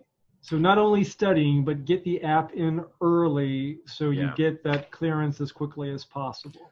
I would say as you're applying at that same time, you should be looking at what materials you need to read and review. And they tell you the subjects, they give you the core subjects, they give you the sub-course subjects. And do you think you have to know everything in those categories? Yes, I think that the sub-core topic there was listed military, and that happened to be an essay. So do not skimp on the sub-core topics. Yes, and when I used to serve as the chair of the committee, the board cert committee, so I have many years of writing and grading that test. When you took it, did you think it was a fair test? Yes, I think they told you everything that was going to be on there on that outline. It was extremely difficult, but it was fair. They did tell you everything was going to be on there. And you have a couple essay questions. You have an ethics question, true and false, and multiple choice. What did you find the hardest? The essays were by far the hardest. The first 3 essays in the morning were by far the hardest essays I've done on an exam. Now, did you do them handwritten, or did you go to the computer? Computer. Did most people use, when I took it, most of the people were in the room doing the blue books, but that was in 2004, before technology is what it is today. What was the percentage of people taking it on their computer? I think everyone was on the computer. Did you have any issues with the software that they put on your computer to lock out every other program? So I had an issue because I guess, like I said, I deferred. So I got an email that last year. And so when I tried to sign in, I was using that email and password, and I got a little bit nervous about it. But then I found a new email, and so that was the only difficulty I had with the software. Make sure you have the right password and year and all that. Did you take any days off before the test to lock yourself in a room and study, or? Yeah, so I think like mid-February, I started just really focusing on the test. It was hard to concentrate on much else. And really, I think March 1st, I just told myself, I'm done. March 1st, I'm just doing the test. I'm just studying for the test. And the test is on March 13th. Did you memorize any case names? No. Why not? I didn't think the case names would matter. I thought it was the content and the substance that would matter. They don't unless you get them wrong. So it's good not typically not to take that risk unless you're sure. But you pretty much need to know every single element of every rule and statute, don't you? Yeah, so I memorized, I had 11 acronyms, and I couldn't find an acronym for the child time sharing factors, so I just memorized the child time sharing factors. Somehow I grouped them together, and I was really impressed that I could do that, but I didn't think that was possible. And I just want to tell you, like, if you're taking the test, I wrote all those acronyms out, and I don't know that I used all the acronyms. I don't know that I went through and wrote everything down. I really went through and analyzed everything there, and nothing I did was, exactly how I planned it would go. Did you write your essays in a narrative form, or did you use more of an outline bullet approach? Narrative. I did not outline. And if you knew someone that was taking the test next year, what advice would you give them? Like I said before, start early. The materials in the board certification review are very good. I made handwritten flashcards that really helped me remember, and it makes you think about what you put on those flashcards. I read the 2018 cases, the 2019 cases. I think maybe what was the most helpful that someone told me was the test isn't really about memorization, it's about knowing. And I think that's very true, because you can memorize all this, but they're going to give you a fact pattern it's very difficult. And it's going to be different from what you've been doing if you're just memorizing. So I think reading those cases, if you really read the cases from the year that you're taking the test or the year before, really think about how those judges wrote those answers and how that analysis went. I think that would be very helpful. Because the test takers don't just expect you to recite elements, they expect you to recite all of the elements and then apply them. Right. And I think from my standpoint, it was more about the application than reciting the elements. I think the application was far more important. And what did you think of the ethics question? I thought the ethics question was simpler than the other questions. So if you want to talk about the questions, I think there's going to be, how it was for me, there's 3 questions, and whatever the topics were, they were very complex. Like, for example, for alimony, it wasn't just need and ability to pay. Very complex, very subtle. And there was 3 questions kind of like that. But then the last 2 questions, I thought the ethics question was straightforward. I don't think they're trying to trick you there. And then there's another question I thought was also straightforward. So I don't know if they intended it that way, but 3 of the essays were incredibly difficult. And then the 2 of the essays I thought were very manageable. In the ethics essay, is it still just try to spot 10 ethical issues? Yeah, I think so. I think you're just going through, and for our essay, they gave you this attorney who just made a lot of very bad choices, and you're just kind of calling him out on it. Did you read any other materials other than the 2 years of cases and the red books from Board Cert? The statutes. I thought the statutes were very important. I thought the statutes also were more straightforward than the materials. I think that you should start with the statutes. Anything else you want to say to our audience about this test, taking it, or why you should take it? Well, so if you're going to take it, I thought it was very stressful, but I didn't even want to go back in for the second half, but go back in. You can pass. It's doable. And I don't know. I'm very happy that I passed. I think it's nice to be able to say I'm board certified. I'm specialized in family law. So it is kind of an exclusive club, and only 4 people passed, and I know a whole lot more people took it than that. So Andrew, congratulations on your achievement. We're very proud of you, and we can't wait to see what you do next. Thank you. I just want to everyone know, you can study very hard. I know people study very hard and they still didn't pass. And, just make sure you study. And even if you fail, it doesn't say anything about you. You're taking this really difficult test, and just taking it, I think, is a big deal. Just taking it, it says something about you. Plus, it makes you a better attorney, don't you think? Oh yeah, the studying, I learned a lot of things, how to do it the correct way. And that's I think it just helps the profession in general. Did you have a study partner or did you do this all on your own? So I studied on my own. I never studied with somebody. I did have people that I knew that took it and I would talk to them. And I think that was good for the psychological value to know you're all in the same boat. You're all wondering what's going to happen. You're all stressing out. And that's very helpful. And you even talk a little bit about the topics to make sure you're on the right track also. During your break, did you talk about the first half of the test with other people? Oh yeah, I definitely did. It made me feel better. Some people think it makes them feel worse, but again, I didn't think that was talking about is helpful because everybody thought the same thing. That's kind of how it felt. So it's a super hard test, but it's fair and you need to know everything.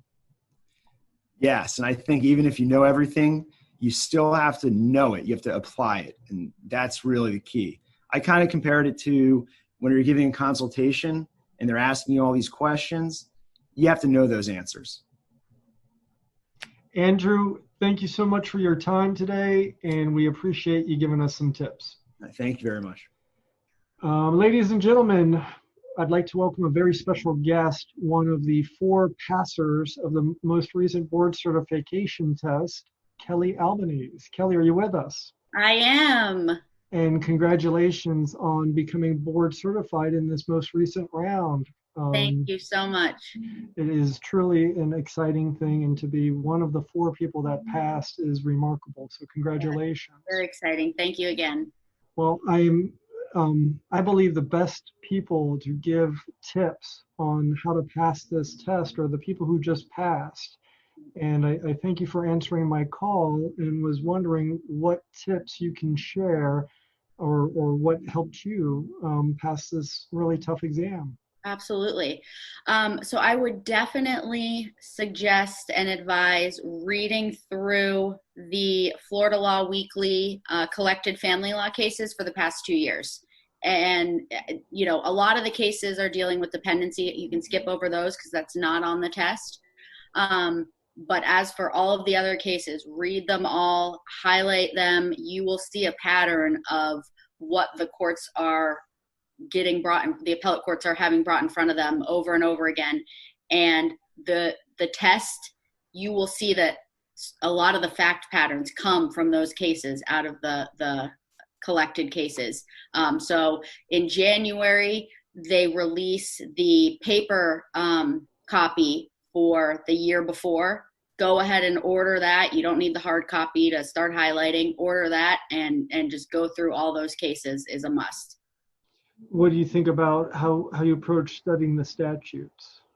That you'll see, again, they refer to certain statutes. I mean, the time sharing, alimony, those ones know like the back of your hand. But I also got through LexisNexis, I don't know the exact off the top of my head, but just it comes with 2 books. And I can send you that information later. But it's just a collection of all of the family law statutes, and just go through that at least once. It'll give you a refresher, and that's pretty helpful as well.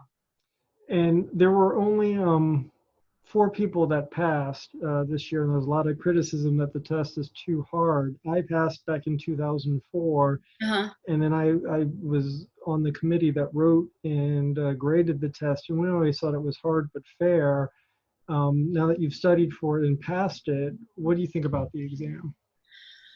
It's hard, but I think it's fair. It took me 3 times, to be honest. So I took it back in 2017. I was close, but just didn't get that, I saw once I reviewed it, because they give you a chance to review your answers, why I had, come short. I couldn't take it in 2018 because I had a baby at the end of February and the test was 2 weeks later. And then I took it again in 2019 and honestly, it just wasn't smart. I shouldn't have taken it at that time because I was in the middle of moving. My kid's first birthday, just again, bad timing. But this year, I happened to be pregnant And so I just, from January 1st until I took the test, I made sure I studied at least a couple hours every single day. I maybe took off a day here or there, but that was what my focus was. And I really think that if you just study enough, you know, they're really not trying to trick you on the questions. I don't think, again, after taking it 3 times, you know, it's hard, but they want to make sure that they, you know, are weeding out. And, you know, now, you know, you can call yourself, you know, kind of an expert in the field, and they want to make sure that you're qualified to do that, because people, you know, already, it's only been a couple months.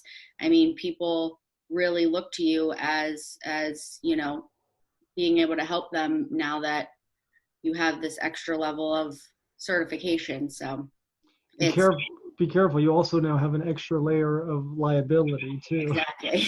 Exactly. Even though that has never been an issue in my career. Did you think they tell you what's on the test with the core topics and the sub core topics? Do you think it was true to those areas of law? Yes, I do. I followed those. And another little tip is, I think every single time I took the test, there was one multiple choice question on surrogacy. So just review that statute at least once, know that statute, and I can almost, you know, I can't guarantee, but pretty certain that if you know the statute, you'll be able to get one multiple choice question right. And during the lunch break, did you talk to anyone about the test? Nope. Did you take it by computer, or did you do the old blue books? Definitely computer. Did you have any issues with the software that they put on your computer? Never once. Nope. It's interesting how things changed, because in 2004, the minority of the people used their computer, and the rest of us did it the old blue book fashion. I'd be interested to see. I would definitely suggest doing the computer, and even when you do the little class that they offer before the big CLE in January, everybody suggests, you know, you want to type it, because if they have trouble reading your handwriting, that could cost you points. Did you write in a narrative answer, or did you give a bullet answer? I did it in broke it down into paragraphs, you know, dealing with the issue of alimony, and then the issue of, you know, if they asked, I think there was something about the Hague, you know, the Hague Convention issue. And I underlined those and then just wrote those out in each. So less of a narrative. I mean, it was kind of a narrative when I broke it down. But I definitely made it where they knew what topic I was talking about in each part. And if you sign up for this test, chances are you're going to fail it. And you were brave enough to tell us about your 2 previous attempts. Yep. Were you ever discouraged with this and said, this isn't for me, or? No, just because I knew the first time it was actually encouraging that I got as close as I did, and it kind of pushed me, knowing, okay, this is more doable, because I mean, everybody has, you know, you're so scared because it is so tough. The second time I knew it was there was no chance, because I just knew that I didn't prepare enough. And then, you know, if I hadn't passed it this third time, knowing how much time I put into it, and that I really dedicated myself and took every single day to at least, you know, look over something. I probably would have been a little rough if I didn't pass this time, because I don't know what I could do different. So you were pretty happy to get that email? Yes, very. I read it a few times because I was like, am I reading this right? Well, another thing is, you know, not to interrupt, but we all took the bar. And and that's what I went back to, is what did I do to help pass with that? And I'm very big on, if I write something down, it helps me remember it. So, and not typing, but actually writing pen.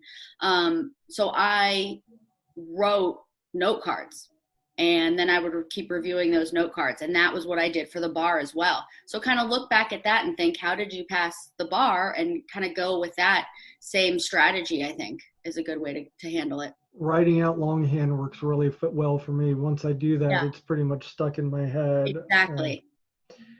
do you have any other tips you have to offer folks that may be thinking about taking the test, maybe people that are scared of taking the test, scared of failing it? It's give it a try. I mean, the worst that can happen is you fail and you just you can try again. I mean, even just the honor of being allowed, I know people that have applied and haven't even been given the chance to take it. So just being able to, have a peer review and pass all of that to take it is an accomplishment in and of itself, I think. I would definitely suggest go, because the first year I didn't go to the CLE in Orlando. I just got the books. Definitely suggest going to that CLE. Sit in the first 2 rows. They let you, they have those dedicated to the test takers, and just pay attention. You can get the slides afterwards, and make sure, the speakers will start to have repetitive things as well that they talk about. And those tend to be things that are brought up on the exam as well. So. Well, Kelly, congratulations. Your perseverance has paid off. And thank you for sharing your advice with everybody. Thank you. We wish you the best of luck. All right, Ladies thanks. and gentlemen, for the February 15th, 2021 monthly family law case law, we have a very special guest, Christy Guerrero from Jacksonville, who is in a law firm, 2-person law firm. Both attorneys there are board certified, and Christy just passed the 2020 board certification exam. So Christy, congratulations on being one of the 4 folks who passed last year's exam. It's great to see you. Thank you. I appreciate you having me. And Christy graduated in 2012, so she's a relatively young attorney to pass this test. And what I found really interesting was she's also used to work for DCF as a child protective investigator. So that has to help your practice in all kinds of ways. Welcome to our show, Christy. Thank you.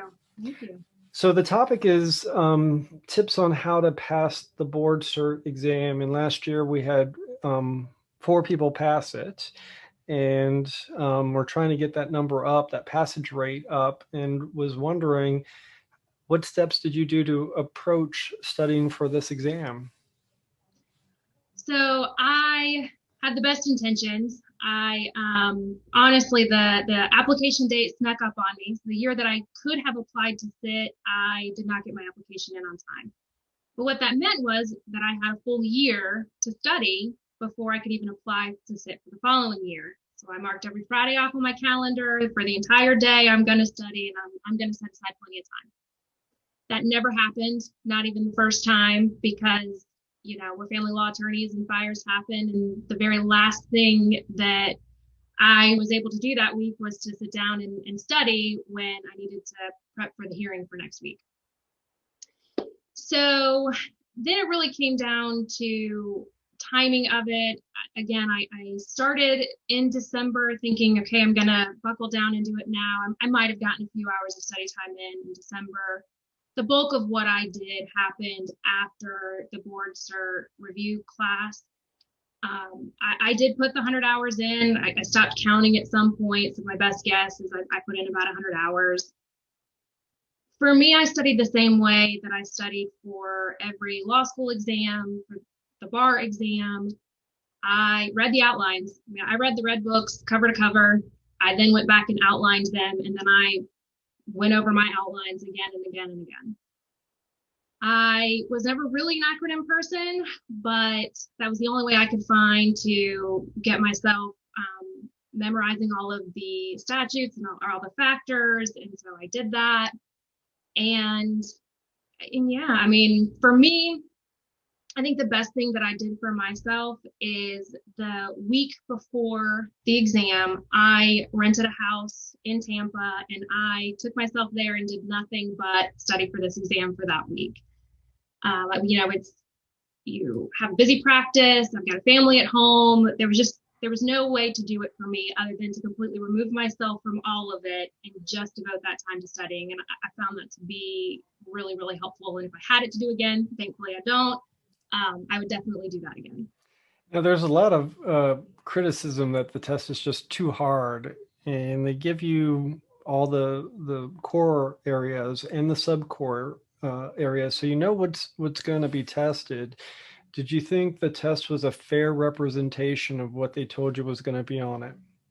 I do. I don't think there was anything on the test that wasn't either in the red books or identified on the outline that they gave us. So when I was putting together my study materials, I used that core and sub-core list. I checked everything off as I was creating my outlines to make sure that I had covered every subject matter that they told me that they were going to test me on.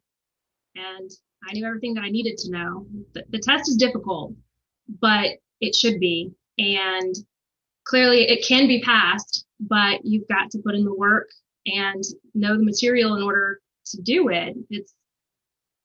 You can't walk into the test, and I know people that did. I spoke to several people that took the test that hadn't studied at all. They just assumed that if they had put in the 5 years or the 6 years or the 7 years, that their experience would be enough to get them through. I can assure you that it's not. The way this material is tested is not your general practice knowledge. They're not going to ask you what's the standard to modify child support. They're testing the nuances and the very unusual fact patterns, and it's the application of the law, not do you know the standard. And they give you true, false, multiple choice, and essays. What did you think was the most difficult? I think they were all equally difficult. The essays, of course, are extensive, but they're complicated. There were some that were easier than others. The ethics is pretty straightforward, but the substance of one of ours was an equitable distribution fact pattern that was complicated, and the multiple choice is difficult because you always, and to some extent, psych yourself out. And well, this could be true. We do what we do. We argue in our own heads. Well, this could be true if this, and this could be true if that. So it's kind of walking yourself back and answering a question that is in front of you without overanalyzing it, which I think is difficult for all of us.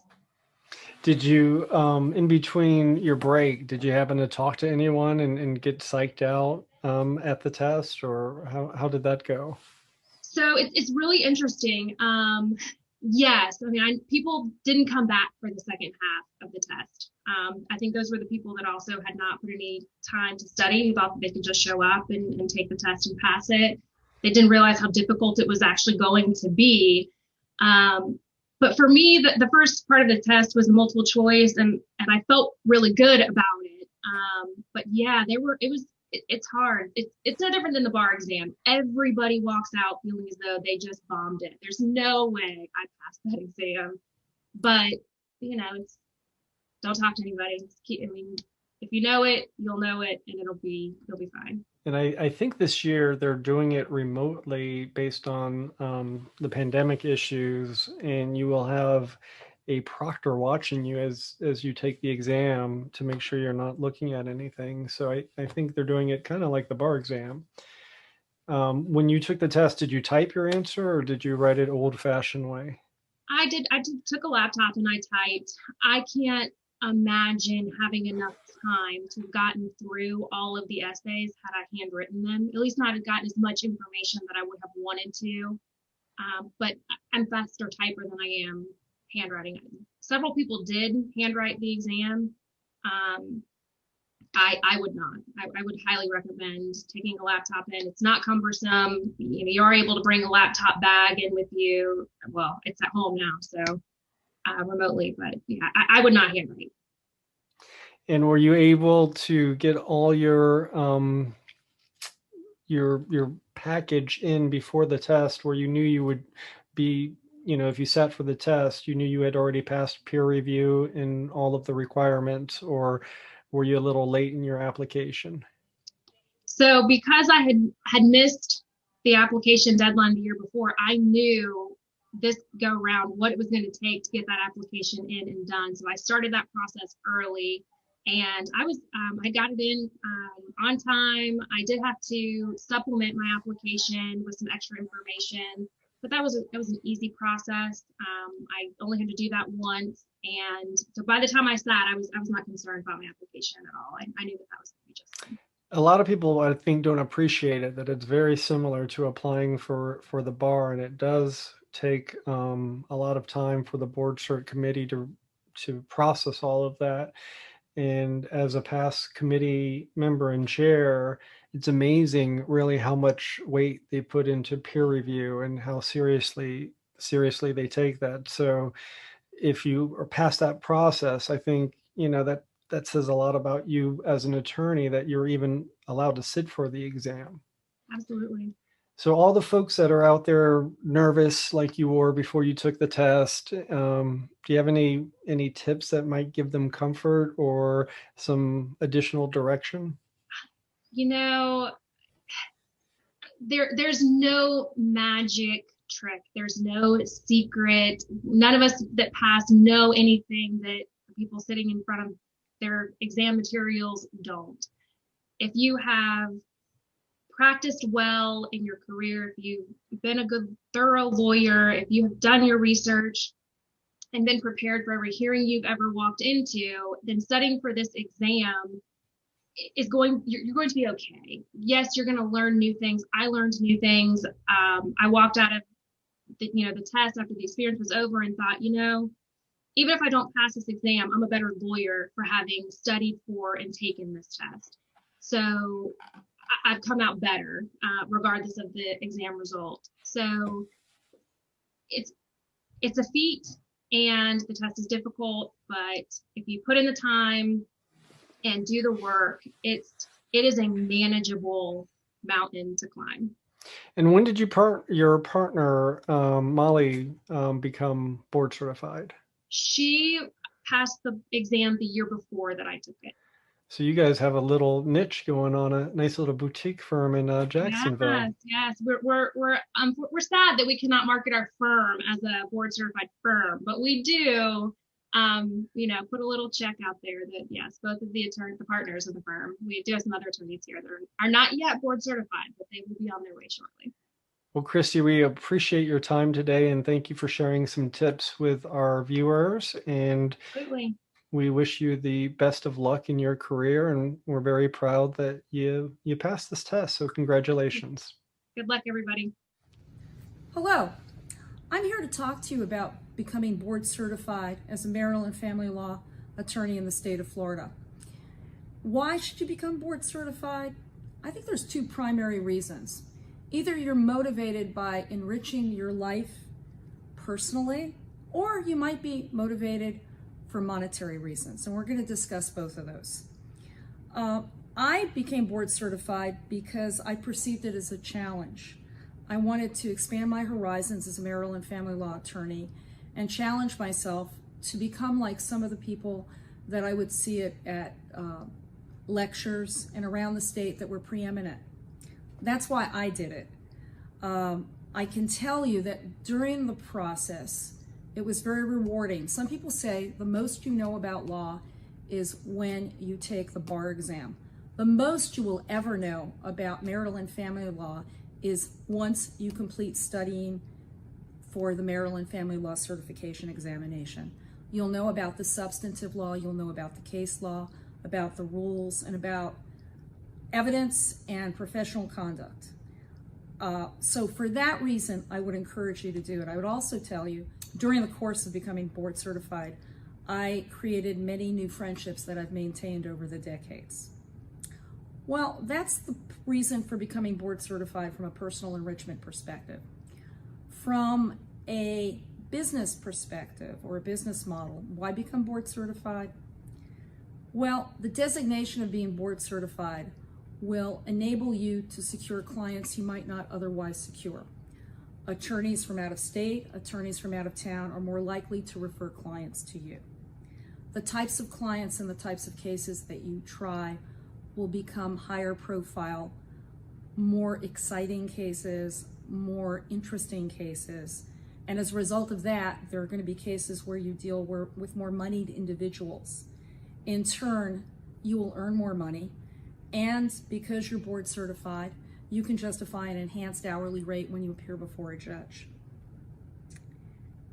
If you're like me, you might want to become board certified because the family law section of the Florida Bar requires you to be board certified before you lecture at a family law sanctioned event.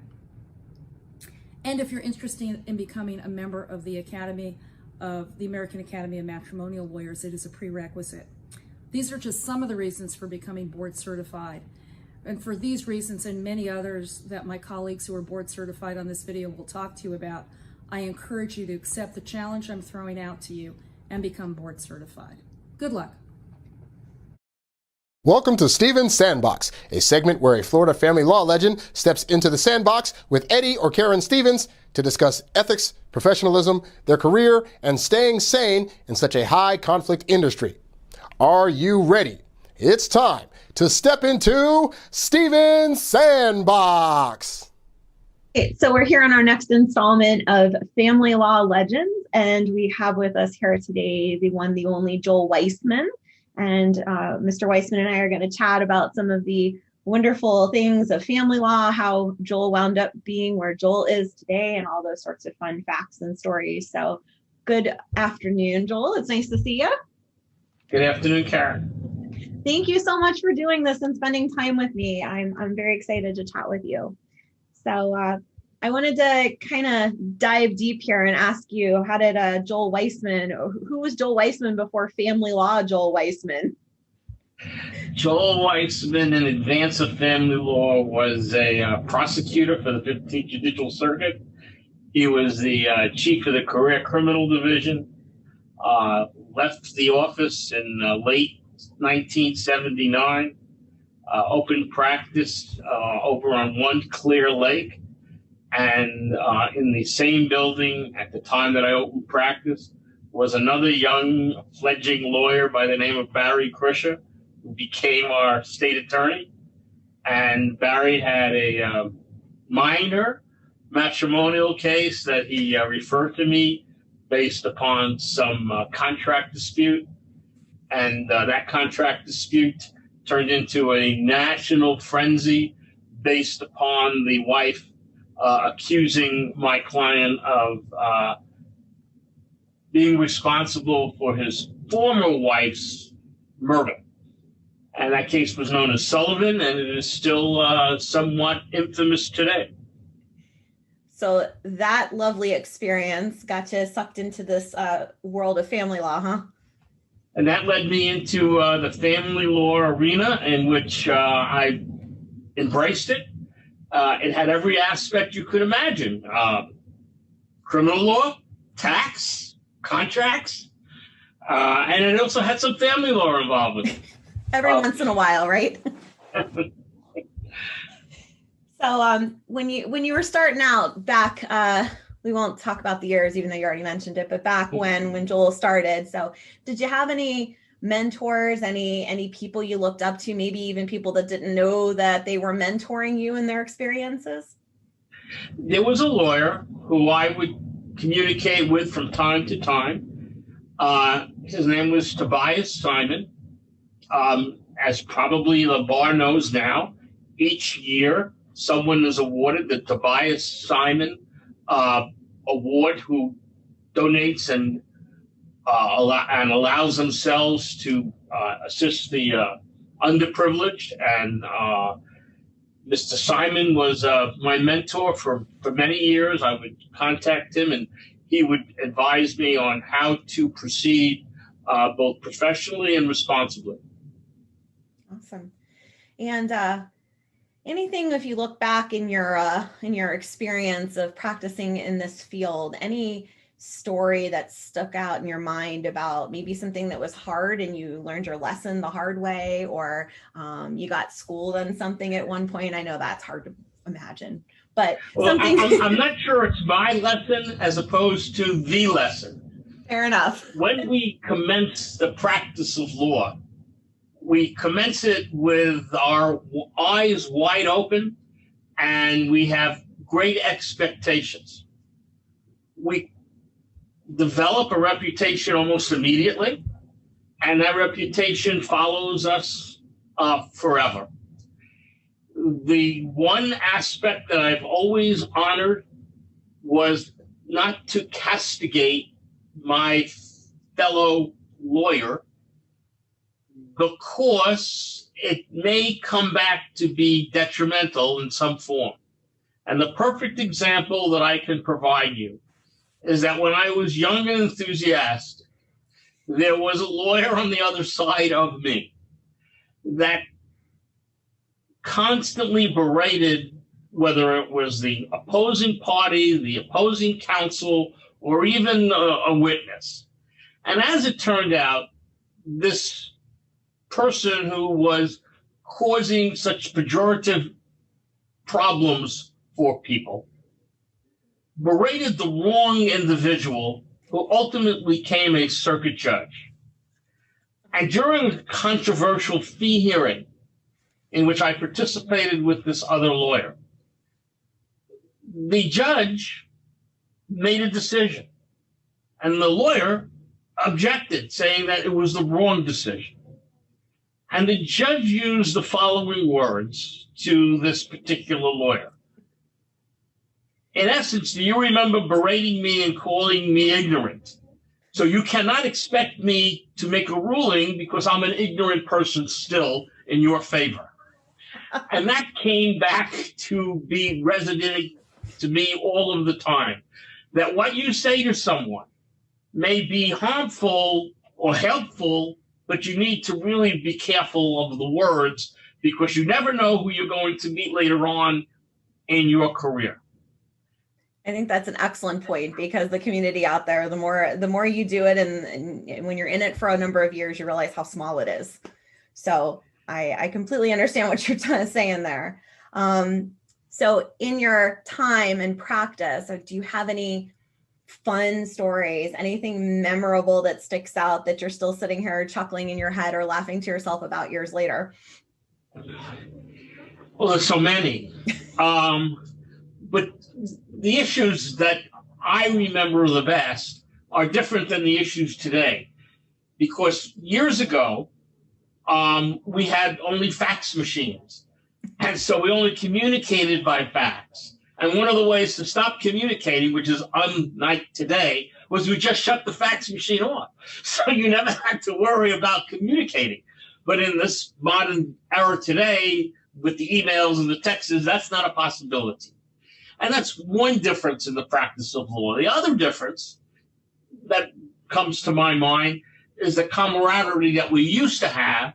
Hopefully it's coming back, but it deteriorated in the last 10 or 15 years. Now, the family bar is a little different, but in the general bar, there was only 300 lawyers here in Palm Beach County in the early practice, and we knew everyone.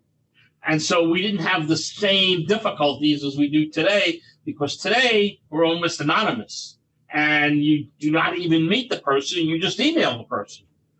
So those are the kinds of practices that are different and amuse me, because when you pick up a telephone, somebody is so surprised to hear your voice and to understand that you really are someone, not a robot.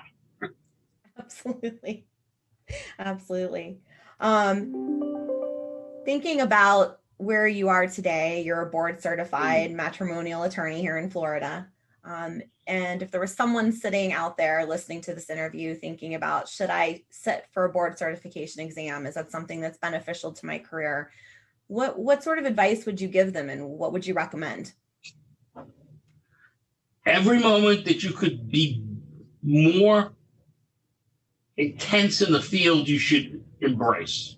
If you could be board certified, you should embrace it, because people today are a little more sophisticated, and they want lawyers who they understand are following the current trend of the practice and who their peers believe are exceptional being board certified. And they're not looking for the average individual. They're looking for the better than average individual. So I believe that board certification is an extremely important tool to have as a matrimonial lawyer, or any lawyer for that matter. Okay. So what about any tips, any recommendations about sitting for the examination, going back? Well, obviously, you shouldn't be the enemy of your opposing counsel. You don't need that. you also have to make sure that you get paid. See, that's the issue.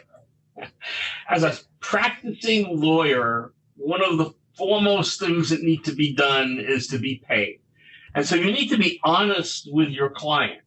You should have a fee contract that addresses how you're supposed to be paid and why.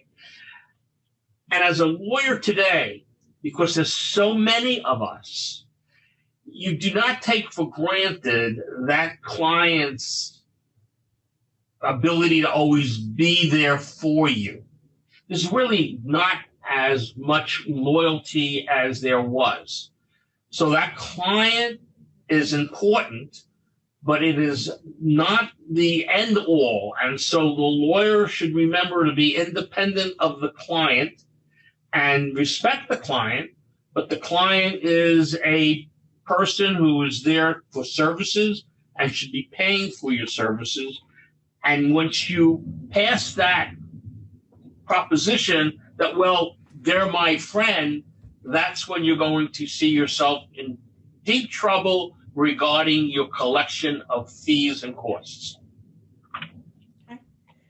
And thinking about this field that we practice in and what you just said a few minutes ago, that seems like we're always accessible. Text, email, maybe not so much phone anymore, but the text and the emails and the 24/7. So how do you sort of deprogram and go home or leave something at the office? What works for you to sort of relax after we do this wonderful practice all day long?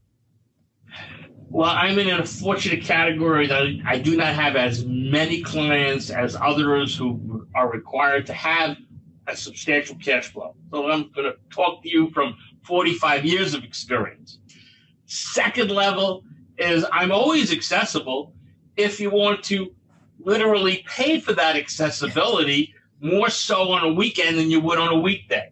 So that curtails many people from contacting one if they're going to pay an additional fee for that privilege.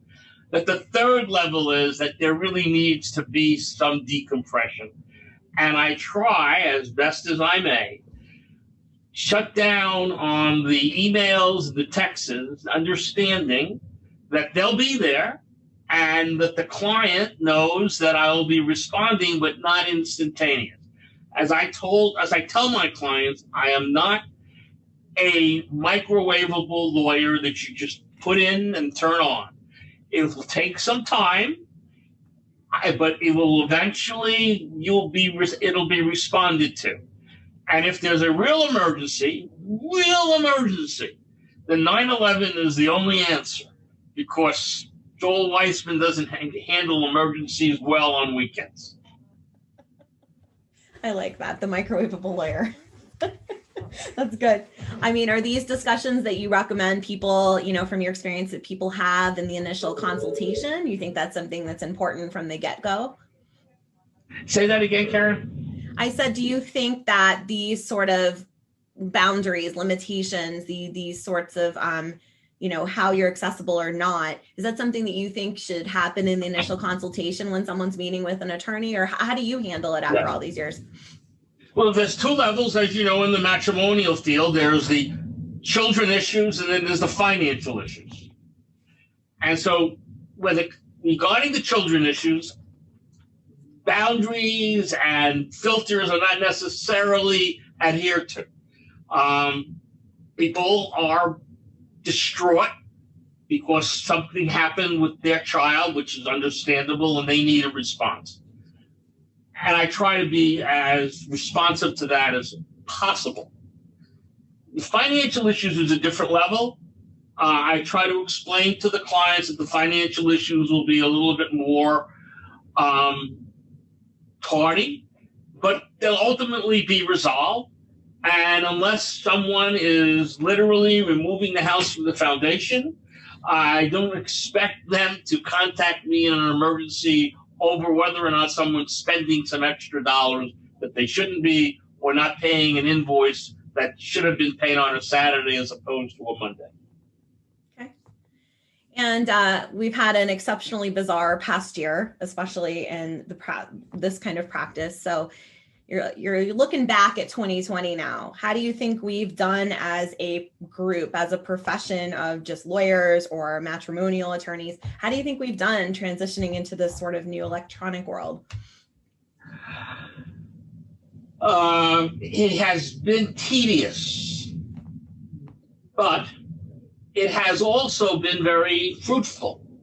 Tedious to the extent that where we were comfortable in attending a hearing and providing the information to the court almost at the time of the hearing, today we do not have that luxury, and it becomes a situation that needs to be accomplished in advance. So the tediousness of obtaining the filing information and obtaining the writing, providing it to the court, opposing counsel, or wherever else, that's more than what was accomplished for the last, my practice, at least 44 and a half years. This year has some benefits. We do not have to travel to various courthouses. We can practice law just as we are now, as speaking to each other. And it just requires us to have the capabilities of understanding that 3-dimension, as we are used to, may not be the programs that we're going to be accomplishing in the next year or two. It's going to be less. It has benefited us by not going to motion calendar and non-evidentiary hearings. It has been more difficult because you cannot place into words a moment at a deposition where you know that that person is being untruthful and you've discovered that and captured that, as opposed to having them be untruthful with a cup of coffee in their hands and relaxing with a Tommy Bahama shirt. Totally different atmosphere. Same result, but a little different third dimension. Absolutely. Absolutely. And you've had some really wonderful, fabulous accomplishments in your career. I mean, you've set the law in some areas of law. You know, we're talking about prenups and Hahamovich, and looking back at sort of this, I hate to use the word legacy, but this legacy of the law that you've created. I mean, what are you most proud of? Most of it being fortuitous, some of it being insightful. But let's talk of fortuitous. First, you have to have the client that has the capabilities of allowing you to go to the next level, meaning the appellate level. You also have to be fortuitous in the sense that you have the correct facts. So if you have the finances and the facts, and you have the client that's interested, you can make some substantial law. And I'll give you some of the cases that was never thought about, but turned out to be cases in which all of us used daily. So there's the Satter v. Satter case on legal fees. There's the Ashero case used on children issues. There is the Levine versus Levine case used for alimony. There is a Hahamovich case that you discussed. But those cases, as substantial as they were, and as substantial as they are,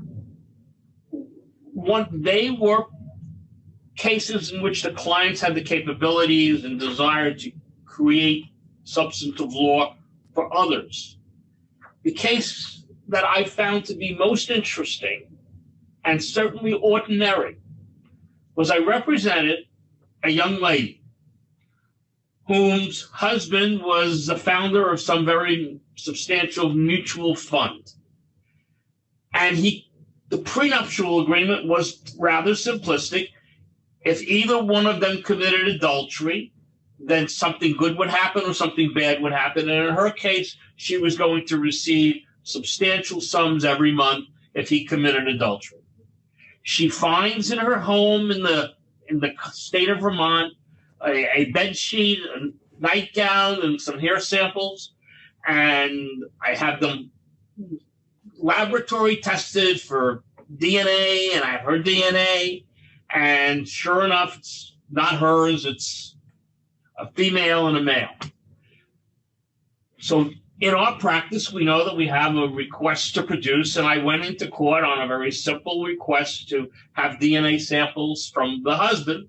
And some reporter was in the courtroom at the time and wrote a one-page line.